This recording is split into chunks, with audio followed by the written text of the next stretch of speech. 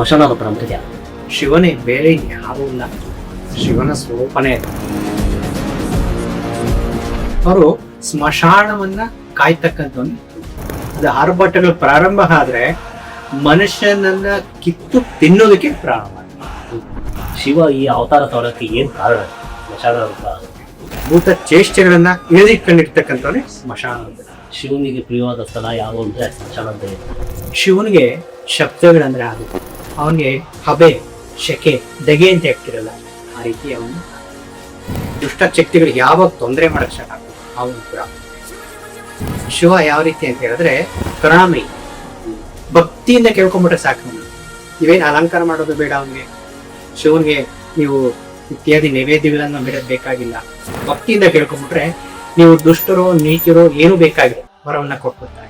ಮಹಾಕಾಳೇಶ್ವರ ದೇವಸ್ಥಾನದಲ್ಲಿ ಶಿವನಿಗೆ ಬೆಳಗ್ಗೆ ಭಸ್ಮ ಪೂಜೆ ಮಾಡಿ ಏನು ಕನ್ಮ ಆ ಚಿತಾಭಸ್ಮನ್ನ ಶಿವನ ಮೇಲೆ ಹಾಕ್ದಾಗ ಅದರಲ್ಲಿ ದುಷ್ಟ ಶಕ್ತಿಗಳಿರ್ತಕ್ಕಂಥ ಶಕ್ತಿ ಕುಗ್ಗುತ್ತೆ. ಕುಗ್ಗೋದಕ್ಕೋಸ್ಕರ ಈ ಭಸ್ಮವನ್ನ ಹಾಕ್ತಾರೆ, ಬೇರೆ ಉದ್ದೇಶ ಇಲ್ಲ. ಈ ಸ್ಮಶಾನಕ್ಕೂ ಮುಂದೆ ಮನೆಗಳಿದ್ರೆ ನೆಗೆಟಿವ್ ಎನರ್ಜಿ ಅಂತ. ಸ್ಮಶಾನಕ್ಕೂ ಮನೆಗೂ ಸಂಬಂಧ ಇಲ್ಲ. ಸ್ಮಶಾನದ ಪಕ್ಕ ಮನೆ ಇದ್ರೆ ತೊಂದ್ರೆ ಇಲ್ಲ. ಸ್ಮಶಾನದ ಮೇಲ್ಗಡೆ ಮನೆ ಕಟ್ಟಿದ್ರೆ ಪ್ರತಾಪ. ನಾವ್ ಹೇಳ್ತಿರೋದು ನಿಜ ಆದ್ರೂ ಅನ್ಕೊಂಬೋದು ಅಥವಾ ಊಹೆ ಆದ್ರೂ ಅನ್ಕೊಂಬೋದು, ಏನಾದ್ರೂ ಅನ್ಕೊಳ್ತಿದ್ದು ನಮ್ಮ ಅನುಭವ.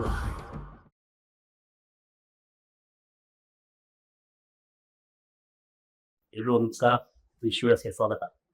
ಇವತ್ತಿನ ಕಾರ್ಯಕ್ರಮದಲ್ಲಿ ಶಿವನದು ತುಂಬಾ ಅವತಾರಗಳಿದ್ದಾವೆ. ಅದರಲ್ಲಿ ಮೇನ್ ಬಂದ್ಬಿಟ್ಟು ಸ್ಮಶಾನ ರುದ್ರ. ಈ ಸ್ಮಶಾನ ರುದ್ರ ಅನ್ಸುತ್ತೆ. ಈ ಸ್ಮಶಾನ ರುದ್ರ ಹೇಗೆ ಒಬ್ಬೊಬ್ಬರ ಮೇಲೆ ಯಾವ ತರ ಪರಿಣಾಮ ಬೀರ್ತದೆ, ಸ್ಮಶಾನ ರುದ್ರ ಯಾಕೆಷ್ಟು ಭಯಂಕರ, ಅದ್ರ ಬಗ್ಗೆ ತಿಳಿಸ್ಕೊಳ್ತಾರೆ. ನಮಸ್ತೆ ವೀಕ್ಷಕರು ಕೂಡ ನಮಸ್ಕಾರ. ಮತ್ತೆ ತುಂಬಾ ಖುಷಿ ಆಗಲ್ಲ ನಮ್ಮನ್ನು ಕರೆಸಿರೋದಕ್ಕೆ ಬಹಳ ಸಂತೋಷ. ನಾವು ತುಂಬಾ ಕೇಳಿರ್ತೀವಿ ಈ ರುದ್ರ ತಾಂಡವ, ಸ್ಮಶಾನ ರುದ್ರ, ಶಿವನಿಗೆ ಸ್ವರೂಪಗಳು ಇದ್ದಾವೆ.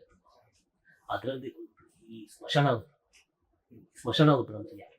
ಸ್ಮಶಾನ ರುದ್ರ, ರುದ್ರ ಅಂದ್ರೆ ಶಿವ. ಇದು ಶಿವನಿಗೆ ಅವತಾರವಿಲ್ಲ. ನೀವು ಸೂಕ್ಷ್ಮ ಗಮನಿಸಿ ನೋಡಿ, ಕೆಲವು ಪುರಾಣಗಳಲ್ಲಿ ಇದೆಲ್ಲ ವಿಷ್ಣುಗೆ ನಾನಾ ತರ ಅವತಾರಗಳಿದೆ, ಬ್ರಹ್ಮನಿಗೆ ಮತ್ತೆ ಶಿವನಿಗೆ ಅವತಾರ ಇದೆ. ಅವ್ರೇನಿದ್ರು ಏಕ ಅವತಾರ ಅಂತಲೇ ಹೇಳ್ಬೋದು, ಡೈರೆಕ್ಟ್ ಒಂದೇ ಅವತಾರ ಅವರು. ಇದು ನೀವು ಕೇಳಿದ್ರಿ ಸ್ಮಶಾನ ರುದ್ರ ಅಂತ ನೋಡಿ. ಆ ಸ್ಮಶಾನ ರುದ್ರ ಅಂತಕ್ಕಂಥವ್ರು ಶಿವನೇ, ಬೇರೆ ಯಾರೂ ಇಲ್ಲ. ಶಿವನ ಸ್ವರೂಪನೇ. ಅವರು ಸ್ಮಶಾನವನ್ನ ಕಾಯ್ತಕ್ಕಂಥವನ್ನೇ ರುದ್ರ. ಇವತ್ತು ಹರಿಶ್ಚಂದ್ರ ಅಂತ ಹೇಳ್ತಾರೆ. ಅವರು ಹರಿಶ್ಚಂದ್ರ ಅಂತಕ್ಕಂಥವ್ರು ಸ್ಮಶಾನನ ಸೇವೆಯನ್ನ ಮಾಡ್ತಕ್ಕಂಥವ್ರು. ಆ ಸ್ಮಶಾನನ ತೆಗೆದೆ ತೋಡದೆ ಮತ್ತೊಬ್ರು ಏನಾದ್ರು ಚೇಷ್ಟೆ ಮಾಡದೆ, ಈ ಮಾಟ ಮಂತ್ರದವರು ನಾವು ಆವಾಗಲೇ ಹಿಂದಿನ ಕಾರ್ಯಕ್ರಮದಲ್ಲಿ ಹೇಳ್ತೀವಿ, ಅದೇನಾದ್ರೂ ಚೇಷ್ಟೆ ಮಾಡದೆ ಏನಾದ್ರೂ ತೊಂದರೆಗಳು ಮಾಡಬಾರ್ದು ಸ್ಮಶಾನಗಳಿಗೆ ಅಂತ ಕಾಯ್ತಕ್ಕಂಥವನು ಹರಿಶ್ಚಂದ್ರ. ರುದ್ರ ಅಂತಕ್ಕಂಥವನು ಅಲ್ಲಿರ್ತಕ್ಕಂಥ ಕೆಲವೊಂದು ಕ್ರೂರ ಗ್ರಹಗಳಿರ್ತವೆ, ಕ್ರೂರವಾಗಿ ಸತ್ತಿರ್ತಕ್ಕಂಥದ್ದು. ನಾವು ಇಂದಿನ ಸಂಚಿಕೆಯಲ್ಲಿ ನಿಮ್ಗೆ ಕೇಳ್ತೀವಿ, ಕೆಲವೊಂದು ಮಗನ ಏನೋ ಒಂದು ಮಾಡ್ಬೇಕಾಗಿತ್ತು ಅಂತ. ಆ ರೀತಿ ಇರ್ತಕ್ಕಂಥ ಗ್ರಹಗಳನ್ನ, ಆತ್ಮಗಳನ್ನ ಬಂಧಿಸ್ತಕ್ಕಂಥವನೇ ಸ್ಮಶಾನ. ಬಂಧನಲ್ಲಿ ಇಡ್ತಕ್ಕಂಥದ್ದು. ಅವನು ಏನಾದ್ರೂ ಸ್ವಲ್ಪ ಬಿಗಿ ಇರ್ತಕ್ಕಂಥದ್ದು, ಲೂಸ್ ಏನಾದ್ರೂ ಬಿಟ್ರೆ ಸಂಪೂರ್ಣವಾಗಿ ಅವ ಆರ್ಭಟಗಳು ಪ್ರಾರಂಭ ಆಗ್ತದೆ. ಅದು ಆರ್ಭಟಗಳು ಪ್ರಾರಂಭ ಆದ್ರೆ ಮನುಷ್ಯನನ್ನ ಕಿತ್ತು ತಿನ್ನೋದಕ್ಕೆ ಪ್ರಾರಂಭ ಆಗುತ್ತೆ. ಅದಕ್ಕೋಸ್ಕರ ಸ್ಮಶಾನ ರುದ್ರ ಅಂತಕ್ಕಂಥವನು ಅಲ್ಲಿ ಆ ಗ್ರಹಗಳನ್ನ, ಆ ಭೂತಗಳನ್ನ ಕಾಯ್ತಕ್ಕಂಥವನೇ ಸ್ಮಶಾನ. ಅವನ್ನ ಹಿಡಿತದಲ್ಲಿ ಇಟ್ಕೊಳ್ತಕ್ಕಂಥವನೇ ಸ್ಮಶಾನ. ಇದನ್ನ ನಾವು ಸ್ಮಶಾನ ರುದ್ರ ಅಂತಕ್ಕಂಥವನ್ನ ಯಾವ ರೀತಿ ಬಿಟ್ಟು ಉಪಯೋಗಿಸ್ಬೋದು? ಶಿವ ಈ ಅವತಾರ ತಗೊಳಕ್ಕೆ ಏನ್ ಕಾರಣ?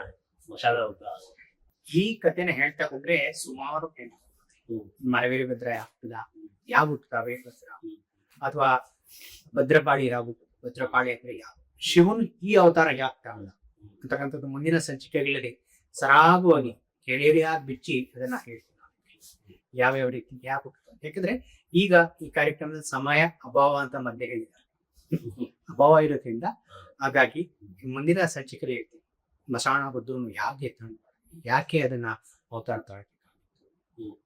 ಆ ರೀತಿ ಸ್ಮಶಾನದಲ್ಲಿ ಯಾಕೆ ಅವನು ಕಾಯ್ಬೇಕಿತ್ತು? ಆ ಸ್ಮಶಾನ ರುದ್ರ ಅಂತಕ್ಕಂಥವನು ನಾವು ಆವಾಗ್ಲೇನೆ ಹೇಳಿದ್ವಿ, ಕೆಟ್ಟದನ್ನು ಮಾಡ್ಬೋದು, ಒಳ್ಳೇದನ್ನು ಮಾಡ್ಬೋದು. ಅಕ್ಕಿ ಇದ್ದಾಗ ಅಕ್ಕಿಲಿ ಯಾವ್ದು ಬೇಕೋ ಪದಾರ್ಥಗಳನ್ನೇ ಮಾಡ್ಬೋದು. ತಿಂಡಾಡೋದಕ್ಕೆ ಅನ್ನವನ್ನು ಮಾಡ್ಬೋದು, ಹೊಟ್ಟೆಗೆ ಸೇವನೆ ಮಾಡ್ತಕ್ಕಂಥದ್ದು ಅನ್ನವನ್ನು ರೆಡಿ ಮಾಡ್ಬೋದು. ಆ ರೀತಿ ಸ್ಮಶಾನ ರುದ್ರ ಅಂತ. ಈ ಸ್ಮಶಾನ ರುದ್ರ ಅಂತಕ್ಕಂಥವ್ರು ಪ್ರಯೋಗಗಳಿದೆ, ವಿಚಿತ್ರವಾಗಿರ್ತಕ್ಕಂಥ ಪ್ರಯೋಗ ಮಾಟ ಮಂತ್ರ ಪ್ರಯೋಗಗಳಲ್ಲಿ ಬರುತ್ತೆ. ಸ್ಮಶಾನ ರುದ್ರಕ್ಕಂತ ಅಂತ ನೀವೆಲ್ಲೇ ಒಂದು ಪುರಾತನದಲ್ಲಿ ನೀವೊಂದು ಸೂಕ್ಷ್ಮವಾಗಿ ಗಮನಿಸಿ ನೋಡಿದಾಗ ಸ್ಮಶಾನ ರುದ್ರಾಯನ ಅಂತ ಎಲ್ಲೂ ಹೇಳಿಲ್ಲ. ಆಮೇಲೆ ಎಲ್ಲೇ ಒಂದು ಶುಭ ಸಮಾರಂಭಗಳಲ್ಲಿ ಶುಭ ಕಾರ್ಯಗಳಲ್ಲಿ ನಡೆಯುತ್ತಿರುತ್ತೋ, ಅಥವಾ ಒಂದು ಮದುವೆಗಳಾಗ್ಬೋದು ಅಥವಾ ದೇವತಾ ಕಾರ್ಯಗಳಾಗ್ಬೋದು, ಸ್ಮಶಾನ ರುದ್ರಾಯ ಅಂತ ಎಲ್ಲೂ ಬಯಸ್ತಕ್ಕಂಥದ್ದು ಓಂ ನಮಃ ಶಿವಾಯ ಅಂತ ಹೇಳ್ತಾರೆ ಹೊರತು ಸ್ಮಶಾನ ರುದ್ರ ಅಂತ ಅವ್ರು ರೂಢಿ. ಇವತ್ತು ನಾವು ಹೇಳ್ತೀರಿ ಬೇದ ಅಂತಕ್ಕಂಥದ್ದು ಒಂದು ಪ್ರಯೋಗ ಆಗಿದೆ. ಆ ರೀತಿ ಅದಕ್ಕೆ ಸಂಬಂಧಪಟ್ಟಿರ್ತಕ್ಕಂಥದ್ದು ಸ್ಮಶಾನ. ತುಂಬಾ ಭೂತ ಚೇಷ್ಟೆಗಳನ್ನ ಇಳಿದಿಟ್ಕೊಂಡಿರ್ತಕ್ಕಂಥವನೇ ಸ್ಮಶಾನ ರುದ್ರ. ಅದಕ್ಕೋಸ್ಕರ ನಾವು ಅವತಾರ ತಾಳ್ಬೇಕಾಗಿತ್ತು. ಆ ಅವತಾರ ತಾಳೋದಕ್ಕೆ ಕಾರಣಗಳೆಲ್ಲ ಏನು ಅಂತ ಮುಂದಿನ ಸಂಚಿಕೆಯಲ್ಲಿ ಹೇಳ್ತೀವಿ, ಅದನ್ನ ಹೇಳ್ತಾ ಇವತ್ತು ಈ ಸ್ಮಶಾನ ರುದ್ರನ ಸಾಧನೆಗಳನ್ನ ಮಾಡಿ ಅವನನ್ನ ವಶ ಮಾಡಿಸ್ಕೊಂಡಿರ್ತಕ್ಕಂಥದ್ದು ಇದೆ. ಅವನನ್ನ ವಶೀಕರಣ ವಶ ಮಾಡ್ಕೊಂತಕ್ಕಂಥ ಅದು ತುಂಬಾ ಕಠಿಣವಾಗಿರ್ತಕ್ಕಂಥ ಕ್ರಮ ಸ್ಮಶಾನ ರುದ್ರ. ಇವತ್ತು ಸ್ಮಶಾನ ರುದ್ರ ಅಂತಕ್ಕಂಥದ್ದು ನೀವು ಪ್ರಶ್ನೆ ಕೇಳ್ತೀರಿ ಅನ್ನೋ ಕೂಡಲೇ ನಮ್ಗೆ ಒಂದ್ಸಲಿ ಮೈ ಬೆಚ್ಚಬೀಳ್ತು. ಯಾಕಂದ್ರೆ ಅದರಿಂದ ನಮ್ಗೆ ಹೊಡೆತ ಬಿದ್ದಿತ್ತು. ಕೆಲವೊಂದು ಸಾಧನೆಗಳನ್ನ ಮಾಡೋವಾಗ ಅದರಿಂದ ಸ್ಮಶಾನ ರುದ್ರ ಅಂದಿದ್ ಕೂಡಲೇ ನೀವು ಫೋನಲ್ಲಿ ನಮ್ಮ ಹತ್ರ ಮಾತಾಡ್ತೇವೆ, ಗುರುಗಳೇ ಇದು ಸ್ಮಶಾನ ರುದ್ರದ ಬಗ್ಗೆ ಸ್ವಲ್ಪ ತಿಳಿಸೋಣ ನನ್ನ ಕಾರ್ಯಕ್ರಮದಲ್ಲಿ ಹಾಗೆ ಹೀಗೆ ಅಂತ ಹೇಳಿದ್ರೆ, ಹೇಳಿದ ಕೂಡಲೇ ಒಂದ್ 5 ನಿಮಿಷ ನಮ್ಮ ಮಾತು ತೊದ್ಲಕ್ ಸ್ಟಾರ್ಟ್ ಆಯ್ತು. ಯಾಕೆ ಅಂತ ಹೇಳಿದ್ರೆ ಆದ್ರಿಂದ ಹೊಡೆತ ಬಿದ್ದೀರಾ. ಈ ಸ್ಮಶಾನ ರುದ್ರನ ಸಾಧನೆ ಮಾಡ್ಬೇಕಾದ್ರೆ ತುಂಬಾ ಕಠಿಣವಾಗಿರ್ತದೆ.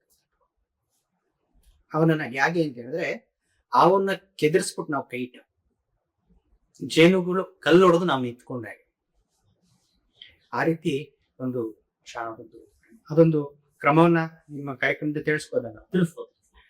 ಆ ಸ್ಮಶಾನ ರುದ್ರ ಸಾಧಕನು ಸಾಧನೆಯನ್ನ ಮಾಡಿಟ್ಕೊಂಡ್ರೆ ಯಾವುದೇ ಒಂದು ಪ್ರೇತಾತ್ಮ ಬಾಧೆ ಇರ್ತಕ್ಕಂಥ ಪ್ರೇತಾತ್ಮ ರೋಗಿ ಕ್ಷಣಾರ್ಥದಲ್ಲಿ ಗುಣಪಡಿಸ್ಬೋದು. ನೀವು ಕೆಲವೊಂದು ಊರುಗಳಲ್ಲಿ ಅಥವಾ ಕೆಲವೊಂದು ಮಾಧ್ಯಮಗಳಲ್ಲಿ ಕೆಲವೊಂದು ನ್ಯೂಸ್ ಪೇಪರ್ಗಳಲ್ಲಿ ನೋಡಿರ್ಬೋದು, ಯಾರೋ ಸ್ವಾಮೀಜಿ ಹತ್ರ ಹೋದ್ರೆ ಒಂದು ಭಸ್ಮ ಆಗ್ತಾನಂತೆ, ಕ್ಷಣಾರ್ಥದಲ್ಲಿ ಎಲ್ಲಾ ಕಾಯಿಲೆ ವಾಸಿ ಆಗ್ತದೆ. ಸಣ್ಣದೇನು ಇಲ್ಲ, ಅವ್ರ ಹತ್ರ ಬಡ್ಡೆ ಹಾಕೊಂಡಿದ್ದಿಲ್ಲ ಅಂತ ಅವರು ಸುಮ್ಮನೆ ಇಲ್ಲೊಂದು ಬೀದಿ ಕೂತಿರ್ತಾರಂತೆ, ಅವ್ರ ಹತ್ರ ಏನು ಹೋಗಲ್ಲ, ಬರೀ ಕಾಲು ಮುಗಿದ್ಬಿಟ್ಟು ಒಂದು ಭಸ್ಮ ಇಟ್ಕೊಂಡ್ರೆ ಸಾಕು ಅವ್ರ ಹತ್ರ ಕಾಯಿಲೆ ವಾಸಿ ಆಗ್ತದೆ. ಅವರು ಸ್ಮಶಾನ ರುದ್ರ ಸಾಧನೆಗೆ ಕೊಡ್ತಾರೆ. ಇದು ಕ್ರಮ ಅಂತ ಹೇಳ್ತಾ ಹೋದ್ರೆ ತುಂಬಾ ಮೈಯೆಲ್ಲ ಕೇಳೋದಕ್ಕೆ ಆಸಕ್ತಿ, ಏನೋ ಒಂದು ಕ್ಯೂರಿಯಾಸಿಟಿ, ಹೀಗಿರುತ್ತೆ ಆಗಿರುತ್ತೆ, ಅದು ಮಾಡಕ್ ಹೋದಾಗ ಭಯಂಕರವಾಗಿ. ಈ ರೀತಿ ನಾವು ನೋಡಿ ಅನ್ಕೊಂಡು ನಮ್ಮ ಗುರುಗಳನ್ನ ನಾವು ಪ್ರಶ್ನೆ ಮಾಡಿದ್ವಿ. ಗುರುಗಳನ್ನ ಸ್ಮಶಾನ ರುದ್ರ ಪ್ರಯೋಗ ಕಲಿಸ್ಕೊಟ್ರು. ಅವ್ರು ಹೇಳಿದ್ರು, ನಮ್ಮ ಗುರುಗಳು ತೆಲುಗು ಹೆಚ್ಚಾಗಿ ಮಾತಾಡ್ತಿದ್ರು, ಅವ್ರಿಗೆ ತೆಲುಗು ಪ್ರಿಯರು, ಕನ್ನಡದವರೇ ಆಗಿದ್ರು ಕೂಡ ತೆಲುಗು ಪ್ರಿಯರು. ತೆಲುಗಲ್ಲಿ ಹೇಳಿದ್ರು, ನಾ ಕೊಡುಕು ಮೀಕೇನು వచ్చిందಪ್ಪ ಅಂತ. ಅದೇ ರೀತಿ ಯಾಕಂದ್ರೆ ಆಗಿನ ಕಾಲದ ಗುರುಗಳೆಲ್ಲ ಈಗಿನ ಕಾಲದ ಗುರುಗಳೆಲ್ಲ ಶಿಷ್ಯರನ್ನ ನೈಸಾಗಿ ಮಾತಾಡೋದು, ಈ ಬಾರಪ್ಪ ನನ್ನ ಹತ್ರ ಬಿಟ್ಟು ಹೋಗ್ತೀನಿ, ಆ ರೀತಿ ಈ ಗುರುಗಳದ ನಮ್ಮ ಗುರುಗಳು ತುಂಬಾ ಸಾಧಕರು, ಮತ್ತೆ ತುಂಬಾ ಮಾತಲ್ಲಿ ಹೊರಟು. ಅವ್ರು ಹೇಳಿದ್ರು, ಒಂದ್ ಸ್ಮಶಾನ ರುದ್ರ ಸೇಲಾಬೇಕಿ ನಮ್ಮ వచ్చిందికి ನಾನು ಕಲೀಲೇಬೇಕು, ಗುರುಗೆ ಕಲೀಲೇಬೇಕು. ಅದು ಅವ್ರ ಮುಖ ನೋಡಕ್ ನಮಗ್ ಭಯ, ನಾವು ತಲೆ ಬಗ್ಸುಳಿದ ನಾನು ಕಲಿಬೇಕು. ಸರಿ, ಕ್ರಮಗಳಿಗೆ ಇಟ್ಕೊ. ಸರಿ, ನೀನು ಒಂದೇ ಬಟ್ಟೆನ ಉಡ್ಬೇಕು, ಪಂಚೆ ಹೇಗಿರುತ್ತೋ ಇದು ಪಂಚೆನೆ ಉತ್ಕೊಂತಕ್ಕಂಥದ್ದು, ಎಲ್ಲ ಒಂದೇ ಬಟ್ಟೆನ ಉಪಯೋಗಿಸ್ತಕ್ಕಂಥದ್ದು. ಅಂದ್ರೆ ಎರಡು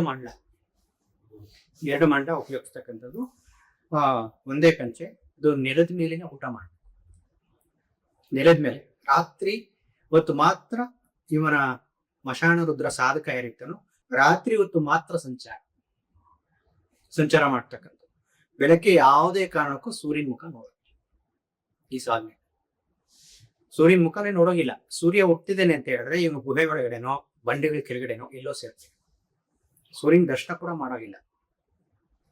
ಈ ಸಾಧನೆ ಮಾಡುವಾಗ ಆ ಸೂರ್ಯನ ಕಿರಣ ಏನಾದ್ರೂ ಇವನ್ ಮೈ ಮೇಲೆ ಬಿದ್ರೆ, ಇವನು ಇವತ್ತೇನು 48 ಅಂತ ನಾವು 2 ಮಂಡಲ ಅಂತ ಹೇಳಿರೋ, ಒಂದು ಈಗ ಕೊನೆ ದಿವಸ ಅಂತ ಅಂಕಿ ಹಾಕ್ತಿದೆ. ಈ ಪ್ರಯೋಗ ನಮ್ಗೆ ಮುಲಿತಾ ಇದೆ, ಆ ಸಾಧನೆ ನಮ್ಗೆ ಸಕ್ಸಸ್ ಆಗಂತ ಗುಣ ಕಾಣ್ತಿದೆ. ಆ ರೀತಿ ಏನಾದ್ರೂ ಸೂರ್ಯನ ಕಿರಣ ಒಂದ್ಸಲಿ ಇವನ್ ಮೈ ಮೇಲೆ ಬಿದ್ರೆ ಸಂಪೂರ್ಣ ಸಾಧನೆ ಎಲ್ಲ ಕ್ಷಣಾರ್ಥ ಸುಟ್ಟೋಗುತ್ತೆ ಅಂತ ನಮ್ಮ ಗುರುಗಳೇ. ಆಗ ಈ ಸೂರ್ಯನ ಕಿರಣನು ಕೂಡ ನೋಡೋದಿಲ್ಲ. ಒಂದೇ ಇಡೀನೇ ಅನ್ನ ತಿನ್ಬೇಕು ಪ್ರತಿ 48 ದಿವಸ ರಾತ್ರಿ. ಅವನ ಮುಷ್ಟಿ ಎಷ್ಟು ಬರುತ್ತೋ ಅಷ್ಟೇ ನೆಲದಲ್ಲೇ ಊಟ ಮಾಡ್ಬೇಕು. ಅವನು ಒದ್ಗೆನೂ ಒಂದೇ ಬಟ್ಟೆ, ಹಾಸಿಗೆನೂ ಒಂದೇ ಬಟ್ಟೆ, ಇರತಕ್ಕಂಥದ್ದು ಒಂದೇ ಬಟ್ಟೆ. ಅದು ಒಂದು ಸಲ ಉಪಯೋಗಿಸ್ತಿರ್ತಕ್ಕಂಥ ಮಡಿಕೆ ಏನಿರುತ್ತೋ ಅನ್ನ ಮಾಡಿರೋದು ಮತ್ತೊಂದ್ಸಲ ಉಪಯೋಗಿಸಲ್ಲ. ಆ ಸಾಧನೆ ನಾವು ಕೇಳ್ಕೊಂಬಂದ್ಬೇಕು. ಇಷ್ಟೇ ತಾನು ಇಷ್ಟು ಪಾಲನೆ ಮಾಡಕ್ ನಮ್ ಗುರುಗಳು ಏಮೋ ಚಿನ್ವಿಕಿ ಅಂತ ಹೇಳೋದು ನನಗೆ ಅನ್ಕೊಂಡು ನಾವು ಆ ಗುರುಗಳ ಹತ್ರ ಆಪ್ನೆ ತಗೊಂಡು ಬರ್ತಿರ್ಬೇಕಾದ್ರೆ ಗಾಡಿಲಿ ಬರ್ತಾ ಯೋಚನೆ ಮಾಡ್ಕೊಂಡು ಇಷ್ಟು ಸಣ್ಣ ಪ್ರಯೋಗನೇ ಇದು, ಏನ್ ಈ ತರ ಹೇಳ್ಬಿಟ್ಟು ಕಳ್ಸ್ಬಿಟ್ರಲ್ಲ ನಮ್ ಗುರುಗಳು ಯಾಕೆ ಹೇಳ್ಕೊಂಡು ಯೋಚನೆ ಮಾಡ್ಕೊಂಡು ಆ ಪ್ರಯೋಗಗಳನ್ನ ಸ್ಟಾರ್ಟ್ ಮಾಡಿ. 1 ದಿವಸ ಕಳೀತು, 2 ದಿವಸ ಕಳೀತು, 3 ದಿವಸ ಕಳೀತು. 10ನೇ ದಿವಸಕ್ಕೆ ನಮ್ಗೆಲ್ಲ ಮೈಯಲ್ಲಿ ಒಂದು ವೈಬ್ರೇಷನ್ ಸ್ಟಾರ್ಟ್ ಆಯ್ತು. ವಿಚಿತ್ರವಾಗಿರ್ತಕ್ಕಂಥದ್ದು ಒಂದು ಎನರ್ಜಿಲು ಕಾಡೋದಕ್ಕೆ ಸ್ಟಾರ್ಟ್ ಆಯ್ತು. ಅದು ನಾವ್ ಹೇಳ್ತಿರೋದು ನಿಜ ಆದ್ರೂ ಅನ್ಕೋಬಹುದು ಅಥವಾ ಊರೇ ಆದ್ರೂ ಅನ್ಕೋಬಹುದು, ಏನಾದ್ರೂ ಅನ್ಕೊಡಿ, ಇದು ನಮ್ಮ ಅನುಭವಗಳು. ಆಗ್ತಾ ಆಗ್ತಾ ಆಗ್ತಾ ಏನಾಯ್ತು, ಅಂತಂತಕ್ಕೆ ತಿರುಗ್ತಾ ಇದ್ವಿ. ಅದು ಈ ಪ್ರಯೋಗ ಮಾಡುವಾಗ ಮೈಲಿಗೆ ಅಂತಕ್ಕಂಥದ್ದು ಬಹಳ ಸೂಕ್ಷ್ಮವಾಗಿದೆ. ಯಾವುದೇ ಒಂದು ಹೆಣ್ಣಿನ ನೆರಳು ಸೋಕ್ಸ್ಬಾರದು. ಹೆಣ್ಣಿನ ನೆರಳು ಅಂತಕ್ಕಂಥದ್ದು ಪಕ್ಕದಲ್ಲಿ ಕೂಡ ಓಡಾಡ್ಬಾರ್ದು. ಆ ಪ್ರಯೋಗವನ್ನ ಸ್ಟಾರ್ಟ್ ಮಾಡ್ತಾರೆ, ಆ ಸಾಧನೆಯನ್ನು ಸ್ಟಾರ್ಟ್ ಮಾಡ್ತಾರೆ. ನಮ್ಮ ಇದರಲ್ಲೂ ಕೂಡ ರೂಮ್ ಕೂಡ ತೋರಿಸ್ತೀವಿ, ಅನುಭವಗಳಾಗಿರ್ತಕ್ಕಂಥ ಸ್ಥಳ, ಆ ಜಾಗವನ್ನ ನೀವು ಯಾವಾಗಲಾದ್ರೂ ಆಶ್ರಮ ಗೊತ್ತಾಗ ತೋರಿಸ್ತೀವಿ. ಆ ರೂಮಲ್ಲಿ ಮಲಗಿದಾಗ ಒಂದು ರಾತ್ರಿ ನಾವು ಯಾವಾಗಲಾದ್ರೂ ಓಡಾಟ, ಬೆಳಿಗ್ಗೆ ಸಂಚಾರ ಎಲ್ಲ ಮುಗಿದಿತ್ತು. ರಾತ್ರಿ ಒಂದು 8 ಗಂಟೆಗೆ ಬಂದ್ವಿ.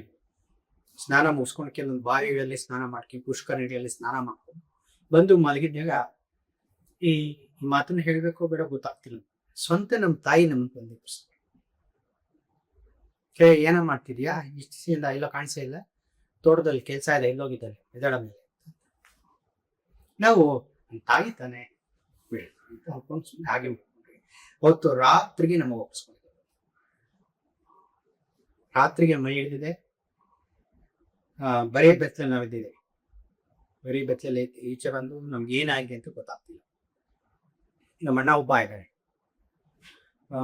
ನಮ್ಮ ತಾಯಿ ನೋಡ್ಬಿಟ್ಟಿವ್ನಿ ಚುಚ್ಚಾಗಿ ಆಡ್ತಿದ್ದಾನಲ್ಲ, ಯಾಕೆ ಹಿಂಗೆ ಆಡ್ತಿದ್ದ ನೀವು ಅಂತ ಹೇಳ್ಬಿಟ್ಟು ಅವರು, ಯಾಕಂದ್ರೆ ಹಳ್ಳಿ ಜನ ಆಗಿರೋದ್ರಿಂದ ಅವರು ಇವನೇನೋ ಕುಡ್ದ್ಬಿಟ್ಟು ಬಂದ್ಬಿಟ್ಟಿದ್ದಾನೆ, ಇವನು ಹುಡುಗರ ಜೊತೆ ಸೇರಿ ಕುಡ್ದು ಬಂದು ಚಿಕ್ಕಲ್ ತರ ಆಡ್ತಿದ್ದಾನೆ ಇವನು, ಅದಕ್ಕೆ ಅಂತ ಹೇಳ್ಬಿಟ್ಟು ನಮ್ಮನ್ನ ಹಿಡಿದು ರೂಮಲ್ಲಿ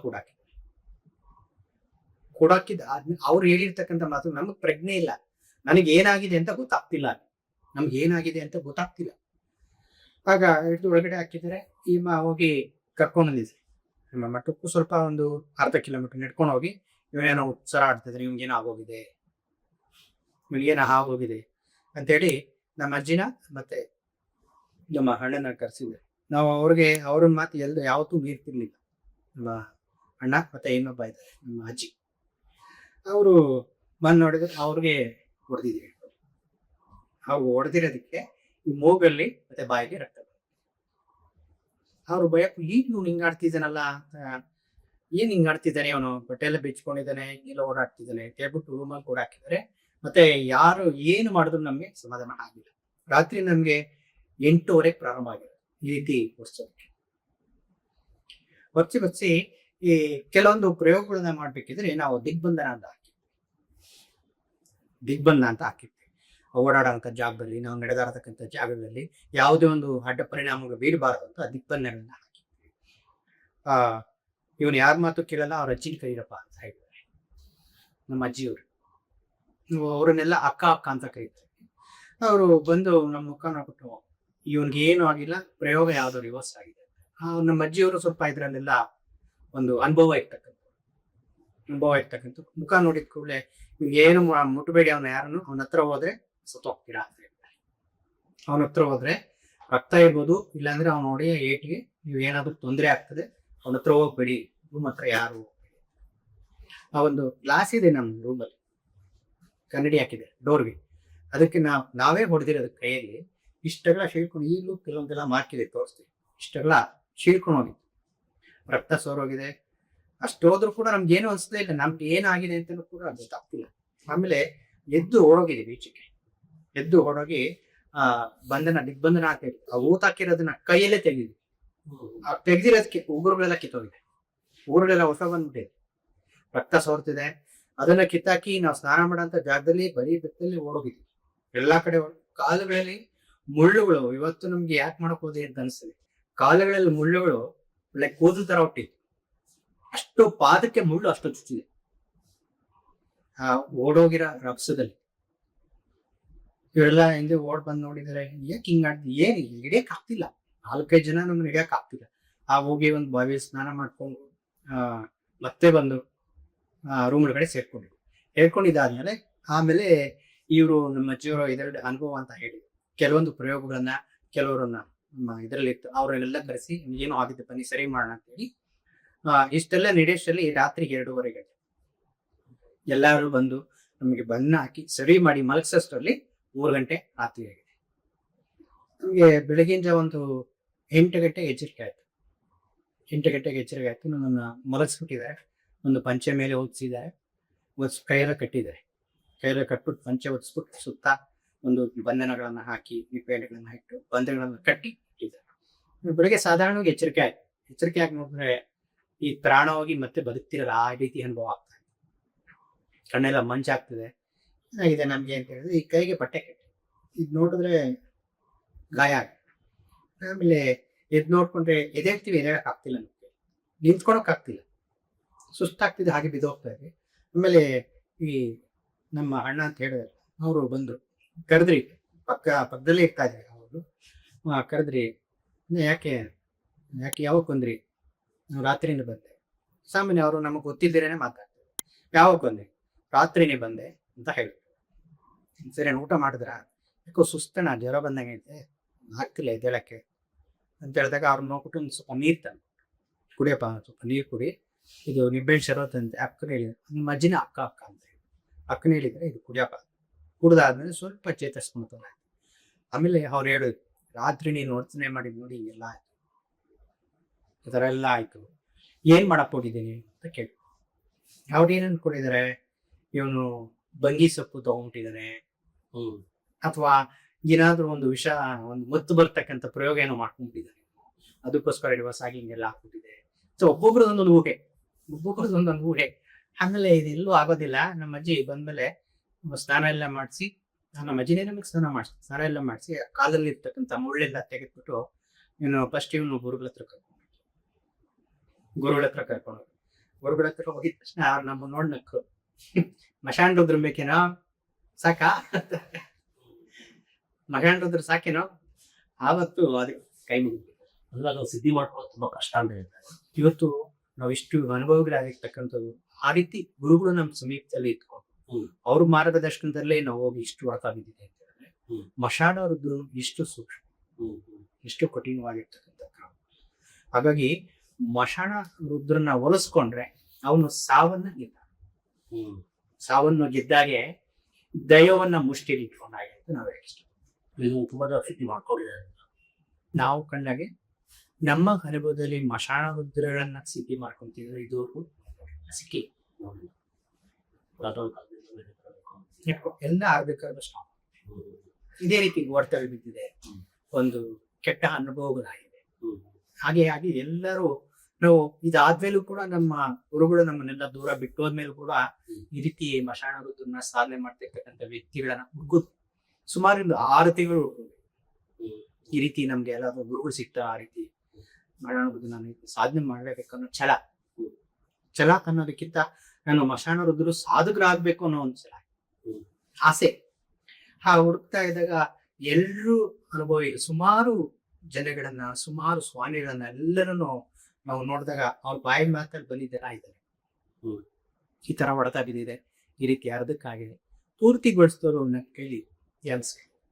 ಶಿವನಿಗೆ ಪ್ರಿಯವಾದ ಸಹಾಯ ಅಂದ್ರೆ ಸ್ಮಶಾನದೇ ಅಂತ.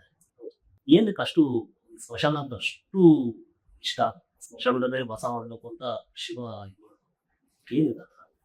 ಸ್ಮಶಾನ ಅಂತಕ್ಕಂಥದ್ದು ನೀವು ಸೂಕ್ಷ್ಮವಾಗಿ ಗಮನಿಸಿ ನೋಡಿ, ಒಂದು ನಿಜ ಪ್ರದೇಶ.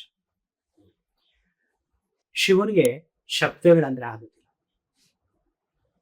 ಶಿವನಿಗೆ ಶಬ್ದಗಳಂದ್ರೆ ಆಗುದಿಲ್ಲ. ನಂತರ ಅವನಿಗೆ ಹಬೆ, ಶೆಕೆ, ದಗೆ ಅಂತ ಹೇಳ್ತಿರಲ್ಲ, ಆ ರೀತಿ ಅವನಿಗೆ ಆಗುದಿಲ್ಲ. ಅದಕ್ಕೋಸ್ಕರ ನಾನು ಸ್ಮಶಾನದಲ್ಲಿ ಸಾಧನೆಗಳನ್ನ ಮಾಡೋದಕ್ಕೆ, ಸ್ಮಶಾನದಲ್ಲಿ ತಪಸ್ಸುಗಳನ್ನ ಮಾಡೋದಕ್ಕೆ, ಸ್ಮಶಾನದಲ್ಲಿ ಇರ್ತಕ್ಕಂಥ ಒಂದು ದುಷ್ಟ ಶಕ್ತಿಗಳನ್ನ ತಡೆ ಹಿಡಿಯೋದಕ್ಕೋಸ್ಕರ ಅವನನ್ನು ವಾಸ ಆಗೋದಕ್ಕೆ ಪ್ರಿಯಕರವಾಗಿದ್ದು. ಇನ್ನೊಂದೇನಪ್ಪಾ ಅಂತ ಹೇಳಿದ್ರೆ, ಶಿವನು ಭಸ್ಮಪ್ರಿಯ. ಶಿವ ಭಸ್ಮಪ್ರಿಯ ಆಗಿರೋದ್ರಿಂದ ಯಥೇಚ್ಛವಾಗಿ ಅಲ್ಲಿ ಭಸ್ಮಗಳನ್ನ ಸಿಗ್ತದೆ. ಯಥೇಚ್ಛವಾಗಿ ಭಸ್ಮಗಳನ್ನ ಧಾರಣೆ ಮಾಡ್ತಕ್ಕಂಥದ್ದು. ಅದಕ್ಕೋಸ್ಕರ ಅದನ್ನ ಇಷ್ಟಪಡ್ತಾನೆ ಅಂತ ಕೆಲವೊಂದು ಉಲ್ಲೇಖನಲ್ಲಿ ನಾವು ಕ್ವಶನ್ ಅಲ್ಲಿ ಮತ್ತೆ ಎಲ್ಲ ಈಶ್ವರನ್ಗೆ ವಿಭೂತಿ ನೀವು ಸೂಚಿಸ್ತದೆ ಅಂದ್ರೆ ವಿಭೂತಿ ತುಂಬಾ ಇಷ್ಟ. ಆ ವಿಭೂತಿ ಬಗ್ಗೆ ನಾವು ಮಾತಾಡ್ತಾ ಹೋದ್ರೆ ಸಾಕಷ್ಟು ಕೆಲವೊಂದು ಧರ್ಮಗಳಲ್ಲಿ, ನಮ್ಮ ಹಿಂದೂ ಧರ್ಮಗಳಲ್ಲಿ ವಿಭೂತಿಯನ್ನ ದ್ವೇಷ ಮಾಡ್ತಕ್ಕಂಥದ್ದು, ವಿಭೂತಿ ಧಾರಣೆ ಮಾಡತಕ್ಕಂಥವ್ರನ್ನ ವ್ಯಂಗ್ಯ ಮಾಡ್ತಕ್ಕಂಥದ್ದು ಇದೆ. ವಿಭೂತಿ ಧಾರಣೆ ಅದು ಮುಂದಿನ ಕಾರ್ಯಕ್ರಮದಲ್ಲಿ ಮಾತಾಡ್ತಾ ಹೋಗೋಣ.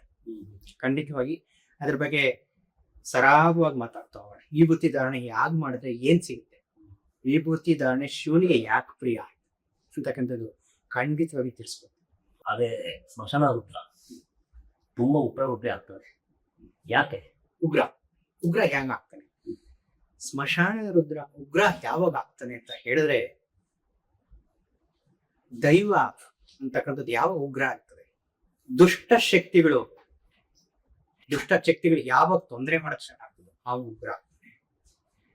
ಇದಕ್ಕೆ ತುಂಬಾ ನಿಮ್ ಪ್ರಶ್ನೆಗೆ ತುಂಬಾ ಸಹಜವಾಗಿ ಇರ್ತಕ್ಕಂಥ ಉತ್ತರ ಅಂದ್ರೆ, ದುಷ್ಟಶಕ್ತಿಗಳು ಯಾವಾಗ ಕುಪ್ಪಗೊಳ್ತವೆ ಅಂತ ಹೇಳಿದ್ರೆ, ದೈವಶಕ್ತಿ ಯಾವಾಗ ಉಗ್ರಗೊಡುತ್ತೆ ಅಂತ ಹೇಳಿದ್ರೆ, ದುಷ್ಟ ಶಕ್ತಿಗಳು ಯಾವಾಗ ಹಾರ್ಭಟ ಜಾಸ್ತಿ ಮಾಡುತ್ತಾ ಅವು ಉಗ್ರ ಸ್ವಲ್ಪ ತಾಳಕ್ಕೆ ಸ್ಟಾರ್ಟ್ ಮಾಡ್ತಾರೆ. ಶಿವನು ನಾವು ಆವಾಗ ಹೇಳಿದ್ವಿ, ಅವತಾರಗಳು ನಾವು ಡೈರೆಕ್ಟ್ ಶೂಟ್ ಮಾಡತ್ತಾರ. ಈಗ ಅವ್ನಿಗೆ ಶಿವ ಹೇಗೆ ಅಂತ ಹೇಳಿದ್ರೆ, ಅವತಾರ ಮಾಡೋದು ಇಂಡೈರೆಕ್ಟ್ ಆಗಿ ವಿಷ್ಣು ತರ ವೇಷ ಹಾಕೊಂಡ್ಬರೋದು ಅಂತ ನಾವೇನಿಲ್ಲ. ಇವನನ್ನ ಸಾಯಿಸ್ತಾನೆ, ಇವನಿಗೆ ವರ ಕೊಡ್ತಾನೆ, ಇವನನ್ನ ಬದುಕಿಸ್ಬೇಕಾ ಅವ್ನು ಕೆಟ್ಟವನು ಒಳ್ಳೆಯವನು ಬೇಕಾಗಿಲ್ಲ. ಶಿವ ಯಾವ ರೀತಿ ಅಂತ ಹೇಳಿದ್ರೆ ಕರಾಮಿ, ಭಕ್ತಿಯಿಂದ ಕೇಳ್ಕೊಂಡ್ಬಿಟ್ರೆ ಸಾಕು. ಇವೇನು ಅಲಂಕಾರ ಮಾಡೋದು ಬೇಡ ಅವನಿಗೆ. ಶಿವನಿಗೆ ನೀವು ಇತ್ಯಾದಿ ನೈವೇದ್ಯಗಳನ್ನು ಬಿಡೋದ್ ಬೇಕಾಗಿಲ್ಲ. ಭಕ್ತಿಯಿಂದ ಒಂದು ತಮ್ಗೆ ನೀರು ಇಟ್ಬಿಟ್ಟು ಒಂದು ಬೀಳೋಕತ್ರ ಇಟ್ಬಿಟ್ಟು ಭಕ್ತಿಯಿಂದ ಕೇಳ್ಕೊಂಡ್ಬಿಟ್ರೆ, ನೀವು ದುಷ್ಟರೋ ನೀಚರೋ ಏನು ಬೇಕಾಗಿಲ್ಲ, ವರವನ್ನ ಕೊಟ್ಬಿಡ್ತಾನೆ. ಇವತ್ತು ಉದಾಹರಣೆಗೆ ಹೇಳ್ಬೇಕಂತ ಹೇಳಿದ್ರೆ ಭಸ್ಮಾರ್ಕ, ಅವನು ಎಂತ ಕ್ರೂರಿ ಭಸ್ಮಾರ್ಕ, ಎಂತ ದೊಡ್ಡ ರಾಕ್ಷಸ ಅವನು. ಅವನಿಗೆ ಆಯ್ತು, ನೀನು ಯಾರ ತಲೆ ಮೇಲೆ ಬೇಕಾದ್ರೂ ಕೈ ಇಡಪ್ಪ, ನಾನು ಆಶೀರ್ವಾದ ಮಾಡ್ತೀನಿ ಅಂತ ಅವನಿಗೆ ಒಂದು ವರವನ್ನು ಕೊಟ್ಟ. ಆ ರೀತಿ ಶಿವ ಕರುಣಾಮಯ, ದುಷ್ಟ ಶಕ್ತಿಗಳನ್ನ ಕ್ಷಣಾರ್ಥದಲ್ಲಿ ಸಂಹಾರ ಮಾಡ್ತಕ್ಕಂಥದ್ದೇ ಶಿವ.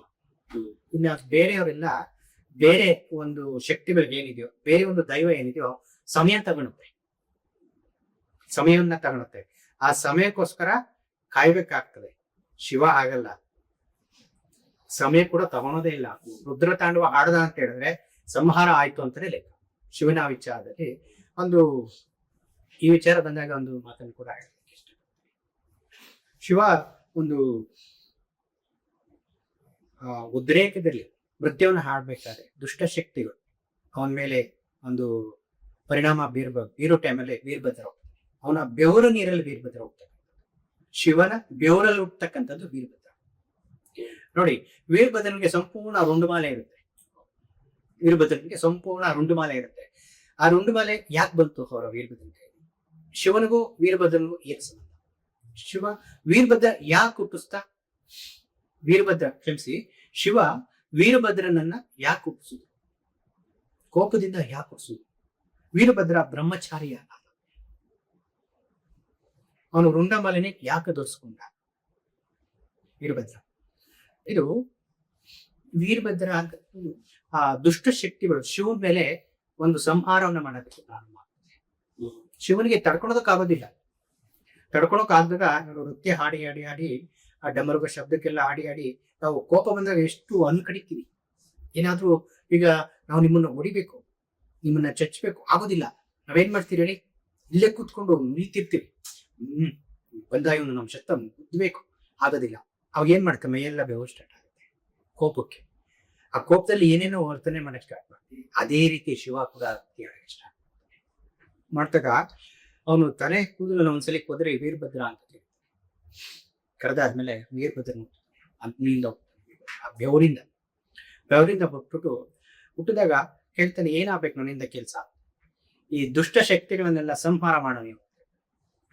ಶಿವನೇ ವರ ಕೊಟ್ಟಿದ್ದು ದುಷ್ಟ ಶಕ್ತಿಗಳಿಗೆ, ನೀವು ಏನ್ ಬೇಕಾದ್ರೂ ಮಾಡ್ಕೊಳ್ಳಿ ಅಂತ ಶಿವನೇ ವರ ಕೊಟ್ಕೊಡ್ತಾನೆ. ಶಿವನೇ ಸಂಹಾರ ಮಾಡಕ್ ಬರ್ತಾರೆ. ಆಗ ವೀರಭದ್ರ ಹೋಗ್ತಾನೆ. ವೀರಭದ್ರ ಹುಟ್ಟಿದ ಕೂಡಲೇ ಇವರನ್ನೆಲ್ಲ ಸಂಹಾರ ಮಾಡುವಂತ ಇರ್ತಾನೆ.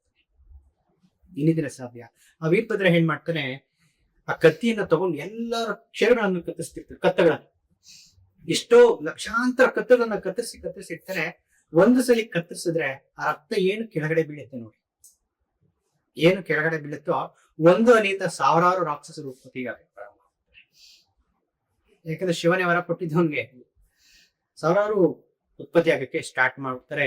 ಇಷ್ಟು ಕತ್ತುಗಳನ್ನ ಕತ್ತರಿಸಿದ್ರು ಕೂಡ ಕತ್ತರಿಸ್ತಾನೆ, ರುಂಡುಮಾಲೆ ಹಾಕೊಂತಾರೆ, ಕತ್ತರಿಸ್ತಾನೆ. ಅದು ಕತ್ತು ಕೆಳಗಡೆ ಬಿದ್ರೆ ಅದರಲ್ಲಿ ಲಕ್ಷಾಂತರ ಹೋಗ್ತಾರೆ. ರಕ್ತ ಬಿದ್ರೆ ಸಾವಿರಾರು ಹುಟ್ಟುತ್ತಾರೆ, ಕತ್ತು ಬಿದ್ರೆ ಲಕ್ಷಾಂತರ ಹುಟ್ಟಿದ್ದಾರೆ. ಅಯ್ಯೋ, ಈ ಕತ್ತು ಕೆಳಗಡೆ ಬಿದ್ರೆ ತಾನೆ ಹುಟ್ಟೋದು ಅಂತ ಹೇಳಿ ಅದನ್ನ ಎಗಲ್ಗೆ ಹಾಕೊಂತಿರ್ತಾರೆ.